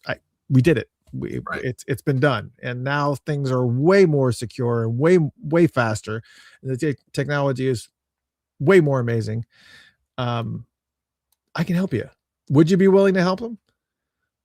Oh yeah, absolutely. I've known Londell for a long time, and we have a cordial relationship. With there's no bad blood. So like anytime he wants to talk, I'd be up for talking about it for sure. And yeah, I could jump in. Now, was that relationship that you have with Londell that originate back in the early 2000s or whenever it was? Oh, okay. So what do you guys talk about now? What's we know each other. And I don't know. Was there anything that's happening in the background that you may be involved in that he's reached out to you for? No. So like my involvement so far has just been with physical releases. So like I was a part of the 3121 vinyl release and the One Night Alone and the Up All Night, all those things I had a hand in, but that was just purely graphic design. Nothing digital, nothing on the computer. So no, I haven't been involved. All right. Well, I can say that it would be an honor to have you at the helm if they do actually physically. I'm going to go ahead and say this for the folks in the chat room. I know that you guys have asked questions periodically, but because of the fact that I'm the only person at the helm here and Michael Bland is not sitting with me tonight, your questions have scrolled up now. So if you have a specific question that you would like to ask Sam, go ahead and put them in the chat room and I will forward them over. So we'll go into a Q&A section here with Sam and just kind of get some of the questions and stuff. I got this weird chair action here. I did save one while you guys are getting to your questions together. Anita Owens Walker asked, Sam, did you also work on the Crystal Ball site too? I remember that being out around 99, 2000. I printed the lyrics from there. Yeah, that actually, I believe that came out in 97. So that was 97, 98, around then. So that was a little bit before my time. I knew the people who built it, but I wasn't directly involved in it. But it is one of the sites we have on the online museum. Yeah. So how many sites are on the online museum? I was trying to pull it up. I think it's about a dozen. And how many of those dozen did you've been at least 8 of them, I would think. Yeah, pretty big number. There weren't a lot of repeat people besides me. Like he'd get people involved and they do one and done. And then he'd find somebody else. So I was one of the rare people that actually stuck around and got to do multiple versions of the project. All right. So Elena Micah, who's an OG Funkotopian, says something that I think is interesting. And I'm wondering if anybody feels the same way. Elena says, I think beginning a music club without the original co-creator is disrespectful. Do you feel like that has credence in any way? Or does anybody else in the chat area feel similar? I definitely appreciate the sentiment and thank you for that. But at the end of the day, I've always felt like, it's Prince's name on it. It's not really about me. It's about Prince. It's about his music. And as long as the best experience is being served up, then I'm okay with it. But if they put out something janky or not quite there, then I would be a little bummed out that I wasn't involved. Yeah. And again, I don't think here. My take is that I don't think it's disrespectful. I think it was for his original vision. Was to get his music out there so that people could hear some of the things that he did. And I also feel like, as I've already said multiple times just during the show, the fans want this unreleased music and they want these live concerts. And because of the lengthy explanations that they go to about why they don't do it and why, all the money that's involved in printing this stuff up and going through all this processes, this gives everybody what they want. This allows them to be able to distribute music without having really too much of a concern whether or not there's going to be an ROI for it, because there's not a whole bunch of money that you got to put into it because it already exists. It's already on, whatever it's on back there, whether it be, burned onto a CDR or whatever it is. Mm-hmm. The reality of it is that all that stuff is there and it will never see the light of day. Those types of things like the soundboard checks and the live recordings that may not be the pristine quality that you're hearing off of One Night Alone, or, when Scotty Baldwin's not in the mix.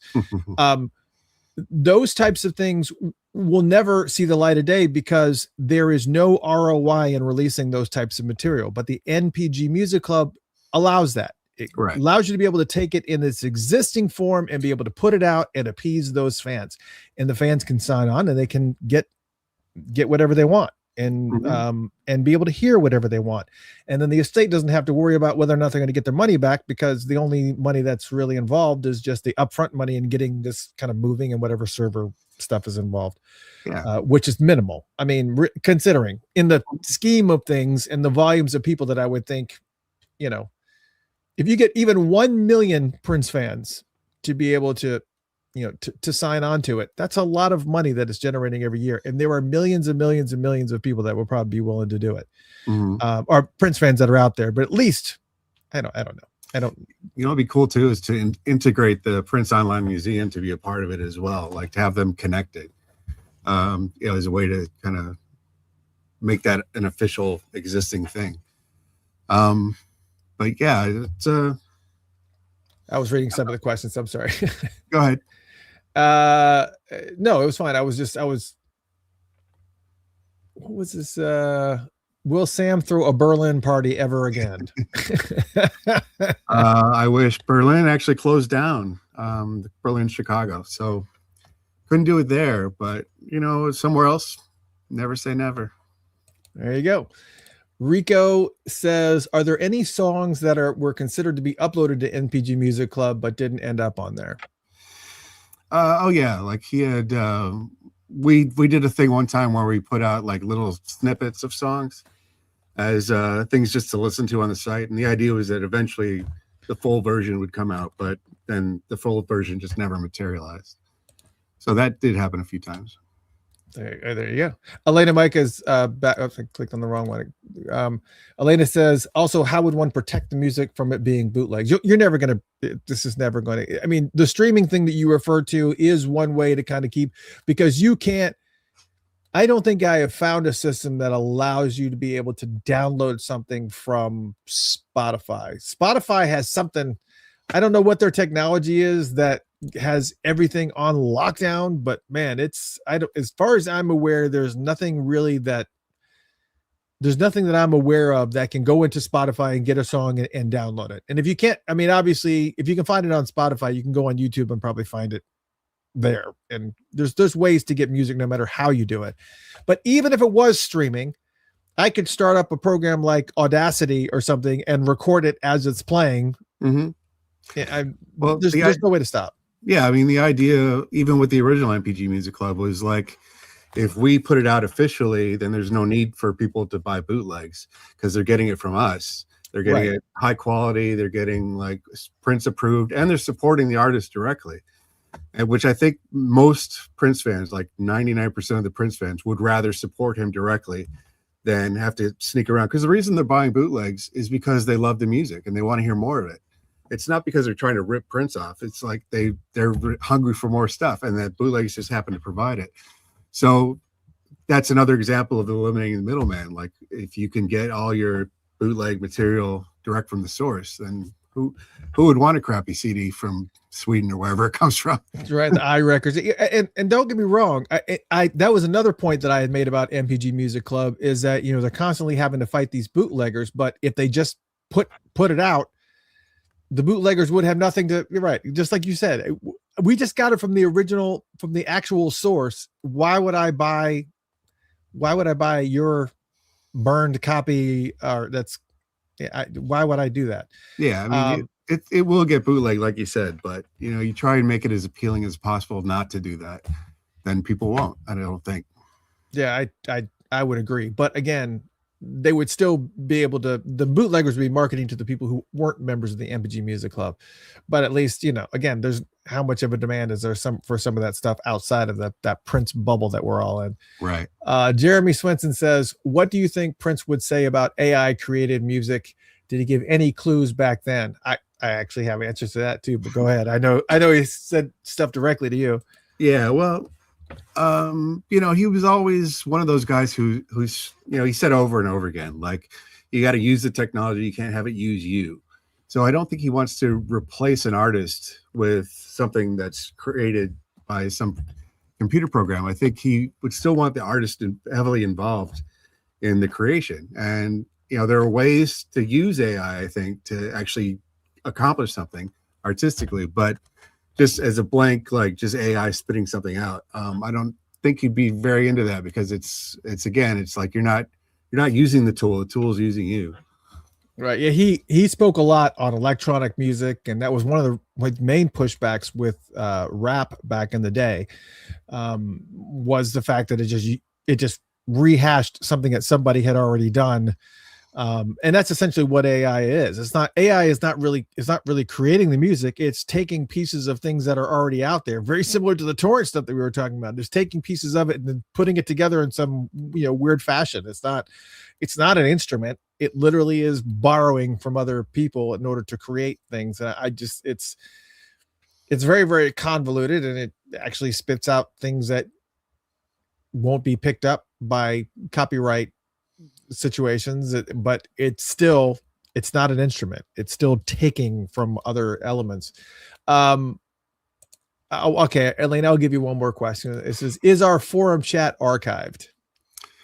I do believe I have some files somewhere stored on a drive of maybe not all the messages, but, you know, at a certain point cut off, and I have a storage of that. I also printed out some things too, that I have paper copies in a binder of stuff that was said, and chats between Prince and I about the music club I've printed out. So there is other materials that are archived, just not being used anywhere. When's the last time that you read those transcripts between you and Prince, or not transcripts, but the conversations between you and Prince about NPG Music Club? Well, you know, I stuck around until the end of 2007. So by that point, we'd kind of shut down the online stuff. But the last time we talked about the music club, I don't know. That would probably be, I guess, 2006. You know, we won the Webby Award in 2006, coming up on 20 years ago. And afterwards, you know, he was very nice. He took us out to dinner, and we hung out with him. And he's like, well, you know, what if we shut down the club? What if we like take it down, do something else, do something better? And I was like, well, I don't know, because that's how I paid my bills. Right. Music club. Yeah. But like he'd call me on the phone. He kind of tried to convince me that it was the way to go. And so, you know, those were some of the final conversations about the music club, because then Vegas came up, and then the Super Bowl and all this other stuff. So it kind of got derailed.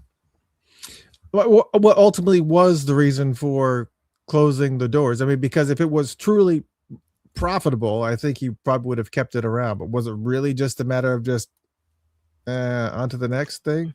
It's a combination of, you know, on to the next thing, and again, those expectations of he's never satisfied. Like, it's this big, why isn't it this big? You know, that kind of thing.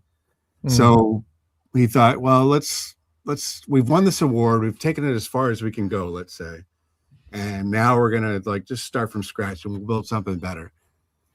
And he won me over, but you know, that didn't pan out. Yeah. And so what would you have done after shutting down the site? I mean, would you have had any use to him? I mean, web wise, I mean, I guess you would have.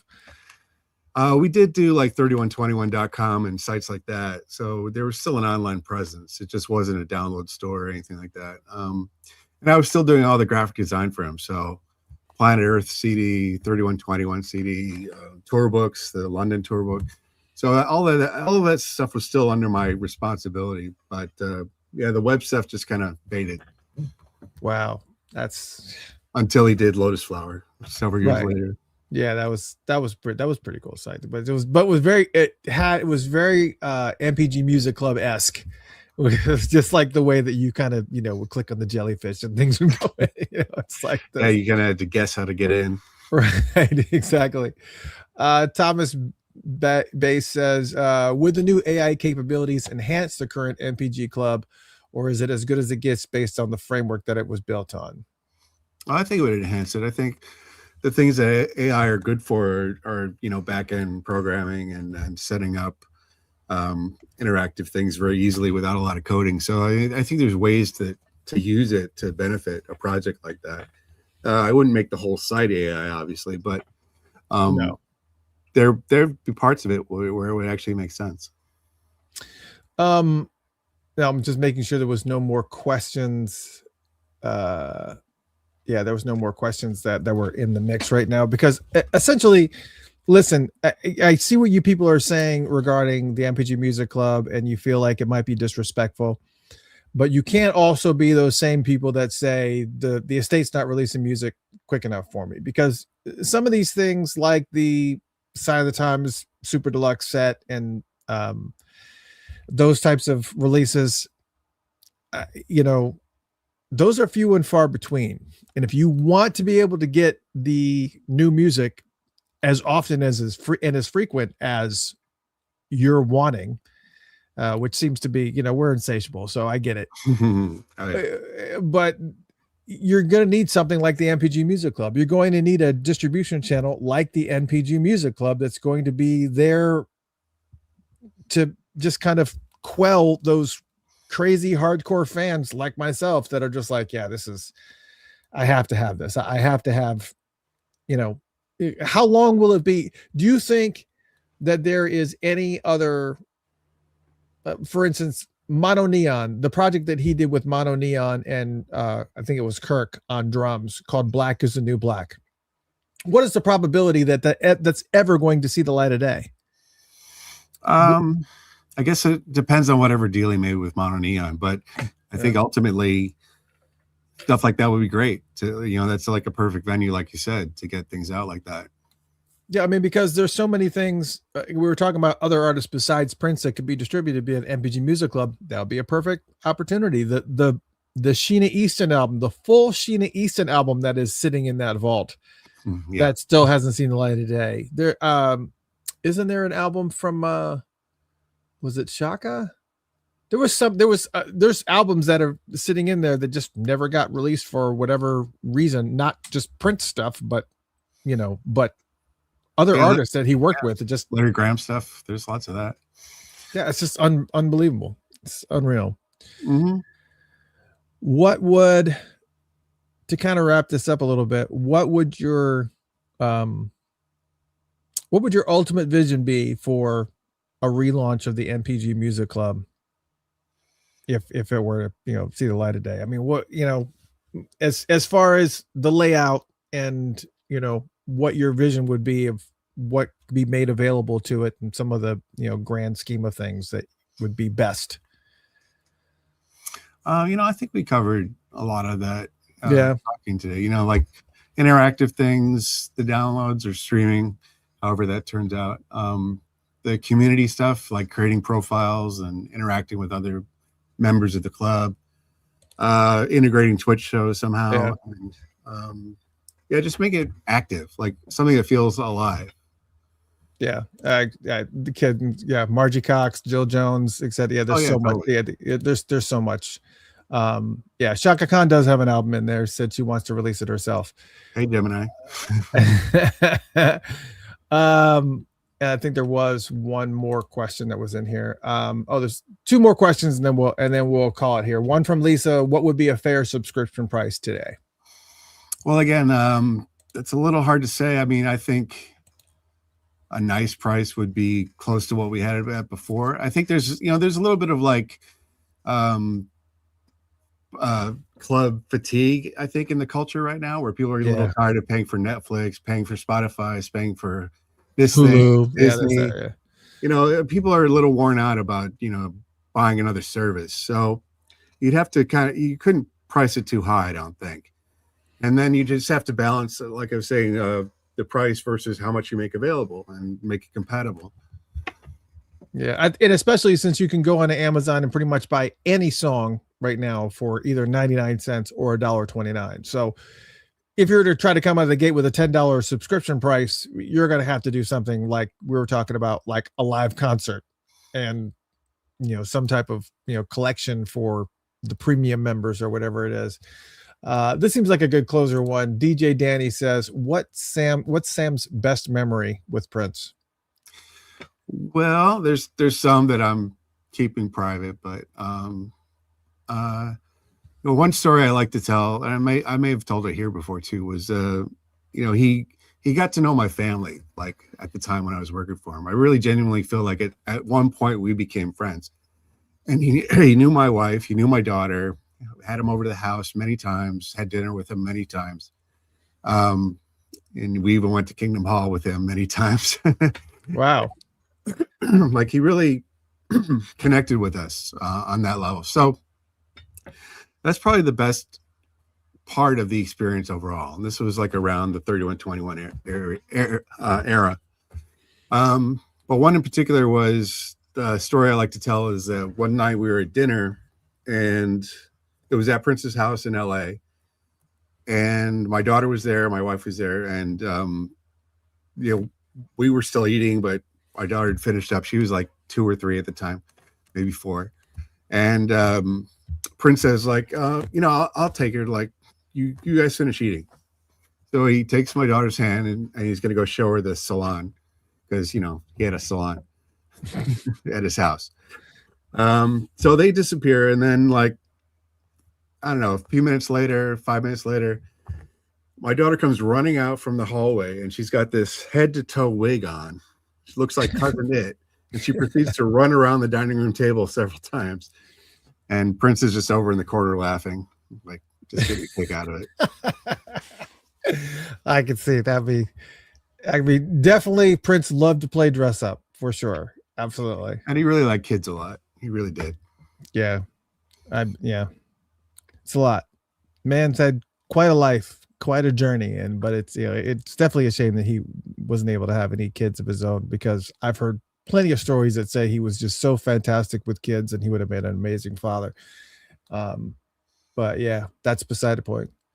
But I just want to say again, I can't thank you enough for coming on again and really kind of talking specifically about the NPG Music Club and just kind of some of the things that worked and what didn't work. And it would be fantastic, Londell, Charles, if you would reach out to Sam, because we really would love to be able to see it. I mean, yes, I'm sure that you did have some consideration about whether or not it would be disrespectful or whether or not you're going to be able to commit enough time in order to make this work, because once it launches, you have to be able to put stuff out on a regular basis. So there has to be some type of, marketing plan or some type of plan months in advance about how you're going to be doing this.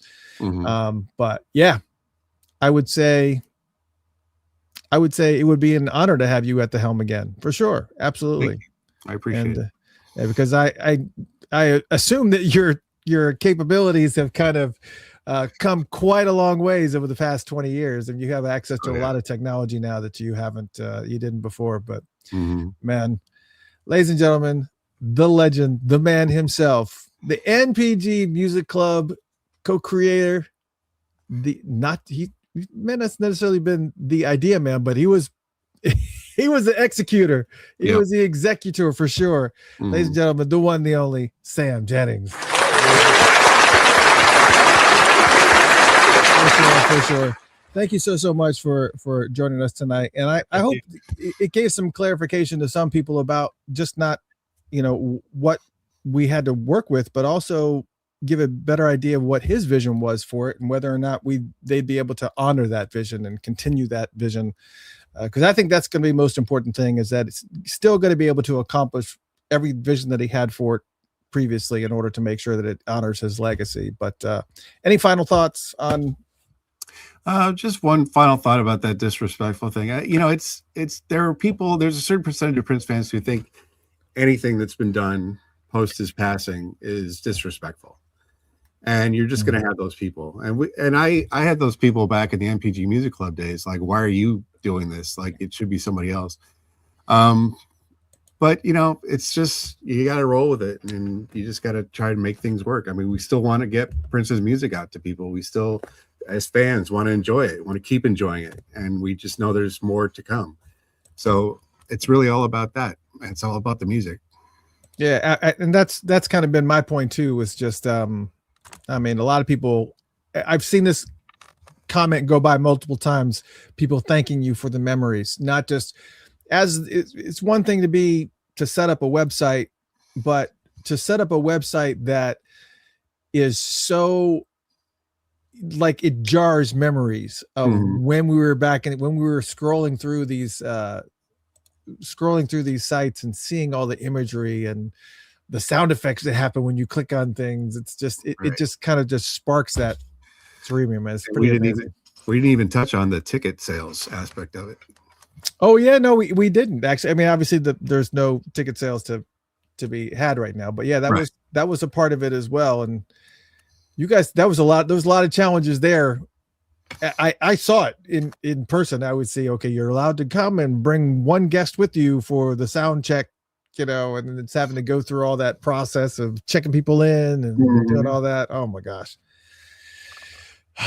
But that still could be something they could utilize for the celebration, for the celebration type of things. It's like, or the dance parties that they have. So it's not like there's not events that are happening that, NPG Music Club members could get free access to. I mean, it's still all there.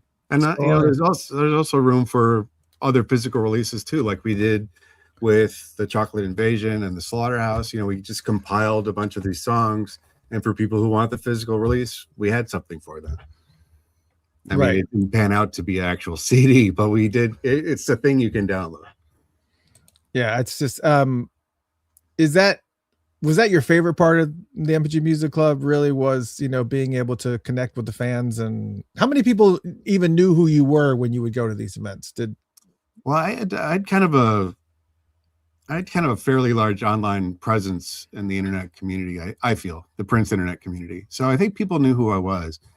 And I did those parties at Berlin the whole time that I was working for him, where once a month, all these people would come and we'd dance to his music. So people knew me from that too. So I don't think it was any big mystery.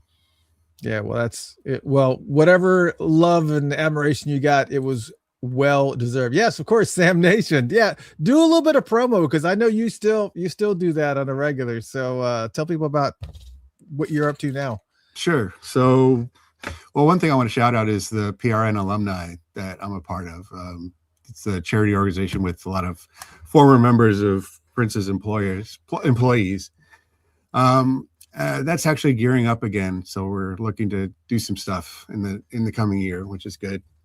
But also, I've been streaming on Twitch every week, multiple times, and I used to do an all Prince show on Mondays, but Twitch kind of got funny with the rules, so I scaled back on that. But there are plenty of Prince streamers on Twitch, and a very vibrant online Prince community on Twitch. So that's been a lot of fun to kind of reconnecting with people through that as well. And Get Real says, let's not forget Sam's wall mural at Paisley Park. There's that too. Yeah, there's that. And you know what I wanted to tell, because some people haven't heard this story. And I know I've already kind of said the outro and everything, but I really want you to retell the story about the audio show that you were asked to put together. That happened. Well, the one particular audio show that happened in 2001, right? Yeah. Yeah, it was. We were doing editions all throughout 2001, and obviously a big part of 2001 was 9/11. So 9/11 happens, and we hadn't put out the September edition yet, and so there was some discussion about what we should do because anything that we put out was going to be taken as a statement from Prince. So we had to be very careful about what we wanted to say. And I think he just wanted it to be just music. Just let music communicate. I don't want to get on the mic. I don't want to say anything. Just let the music do it. And why don't you put it together? Because I had this idea, like, what if we take a bunch of his spiritual songs and put them together as a compilation? And he was down with that. So yeah, I put that together, and people really responded to it. It worked out really well. Yeah. So, and what did he say to you as far as, like, you know, when you presented it to him, and of course, you know, what did he say to you as based on the crowd response? Yeah, sometimes his feedback would be pretty detailed. Sometimes his feedback would just basically be thumbs up. So I think that was kind of a thumbs up project. Like, good job. Not a lot of feedback on that one. Well, I mean, again, to be able to have the keys to the kingdom and be like, put together something, you do you. Well, that's what I did with the Slaughterhouse and the Chocolate Invasion too. He let me put those together. Right. That was the other thing I was hoping that you would veer into, was because of the response that you got off of that, you were kind of asked to put together the Slaughterhouse and Chocolate Invasion. So what was that like as far as going into the vault and going, okay, I'm going to, you know, what do I have access to? Did he like limit what you could put on there, or? Well, we just had to limit it to stuff that was actually released in the club. So a lot of it is from the shelved High album that was going to come out but never did. So a lot of that material was already done and polished and ready to go. So a lot of the songs wound up being on those two CDs. So it was pretty much me and the engineer sitting together and going through the songs, making sure they were up to the quality we wanted and what the order was going to be. That was a big thing. Like, how are we going to sequence this in a way that makes sense? So hopefully we did a good job. Well, I mean, obviously, even looking at it now, those albums were still iconic, and definitely collector's editions anytime you can find like a physical release of it, if you happen to see one. But man, I have a physical release. Yeah, I think I do one with Chocolate Invasion, I think, but I don't think I have one or the other. But man, you are an iconic piece of Prince history, and again, I can't say how much of an honor it is to have you here, kind of talking a little bit about this, and hopefully the estate will, you know, reach out to you to kind of, you you have the blueprint. They already said it. He said we have the blueprint, so why wouldn't we use it? So okay, they have to get that blueprint from you. Yeah, or, you know, contribute in some way would be great. You know, even if I wasn't necessarily running it, but to be able to put some ideas forward or put some content in there, that would be awesome too. Oh yeah, you absolutely, without a shadow of a doubt. If they don't use it for, even if they're not going to use it for the development of it, definitely a consultation piece, because you know what worked and what didn't. So it just doesn't make any sense. So yeah, let's hope that all works out. Ladies and gentlemen, once again, thank you so much, Mr. Sam Jennings. All right, brother. Thank you so much for joining us. And if you missed any part of the show, it's perfectly okay. You can head to Spotify, iHeartRadio, all those places, wherever you listen to podcasts, and of course, Facebook, YouTube, and all that. And you can catch anything that you may have missed. But I would definitely suggest watching the video if you're listening to this on audio, because we did a lot of visuals up front. Sam, thanks again, man. I appreciate it. Absolutely. Thank you, man. All right, ladies and gentlemen, that was Sam Jennings, and we got an opportunity to kind of dig a little bit into that, the NPG Music Club side of things. I don't think that we kind of came away with anything that we hadn't really, that as far as what I was referring to as why we need it now. Nothing really has changed much in that regard. It's something that they need. It's something that would quell the fans. It would be that immediacy, the ability to be able to kind of get some of that data, whatever it be, music files or photos or video clips, or, you know, and like Sam was saying, to create some type of interactive place where people could put together a community, because we don't really have a community. There's like 1,000 different Prince groups that are on Facebook right now. There's so many different places, and everything is spread thin. But if we actually had an official place where a community where they could go, not only that they could, because here's what happened. Take the Celebration, for example. Celebration is a perfect example because the only people that are being marketed to right now have to be marketed in little pieces here or there. So they have to market to their Instagram people, they have to market to Facebook, and they have to market to Twitter, and they have to market on Prince.com. And we got to make sure that we also market over here on Paisley Park. But to be able to have something that is core, like an NPG Music Club place, where if you wanted the official information, if you heard some rumblings of some type of official Prince information that you really were interested in checking out, it would be the first place that you would go to in order to get that information. That'd be the first place. It's like, is that true? Does that really happen? And then they can go to the NPG Music Club and see if it's valid. Kind of like what happened with Funkenberry back, in the later days, where you're like, is he really doing a show there? Well, let's go to Funkenberry's site and see whether or not it's legit or not. So just someplace that's an official source of information, just a free level to it where you can kind of get news and whatnot, and just something centralized. And again, to be able to have that immediacy to release some of those unreleased tracks, and some of these live shows and some of the sound checks. There's so much material that is inside of the vault that does not have really any other type of platform that makes sense to release it on. So I just think it makes so much sense in a variety of different ways, just from a distribution channel, not for something necessarily that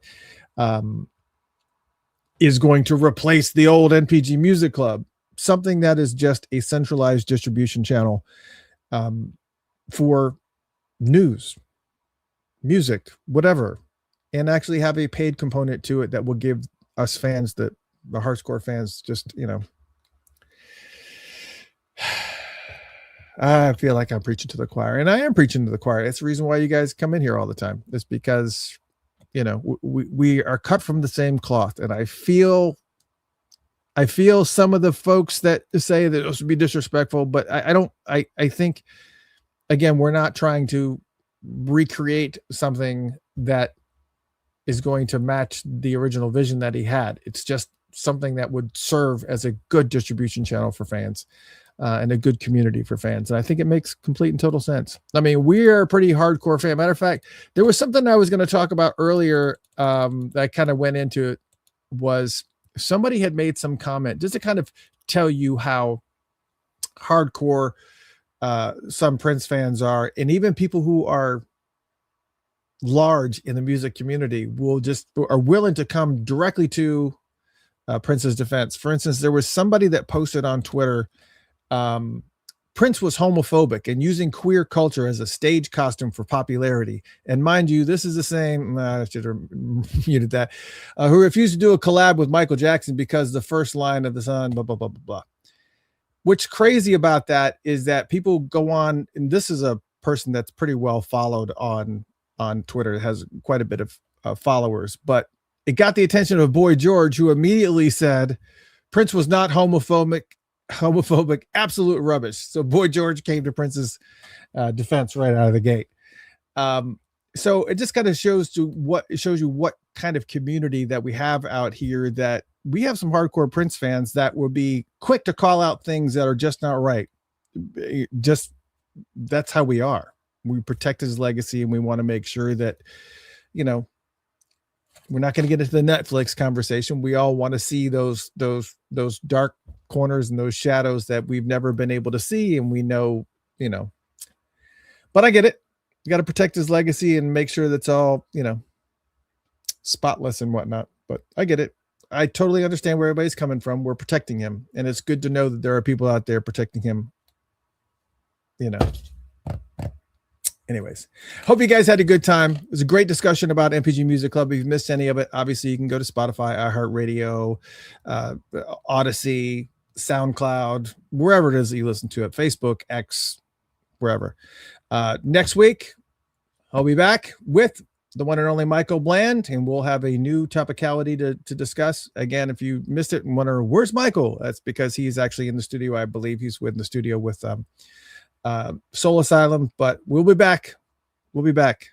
Hope you guys had a great time, and we will talk to you later. I hope you got what you needed out of this. And if you have any more to add to it, please feel free to add it underneath the comments of wherever you're watching this, YouTube, wherever. And hope you have a good one, and we'll talk next week. See you soon.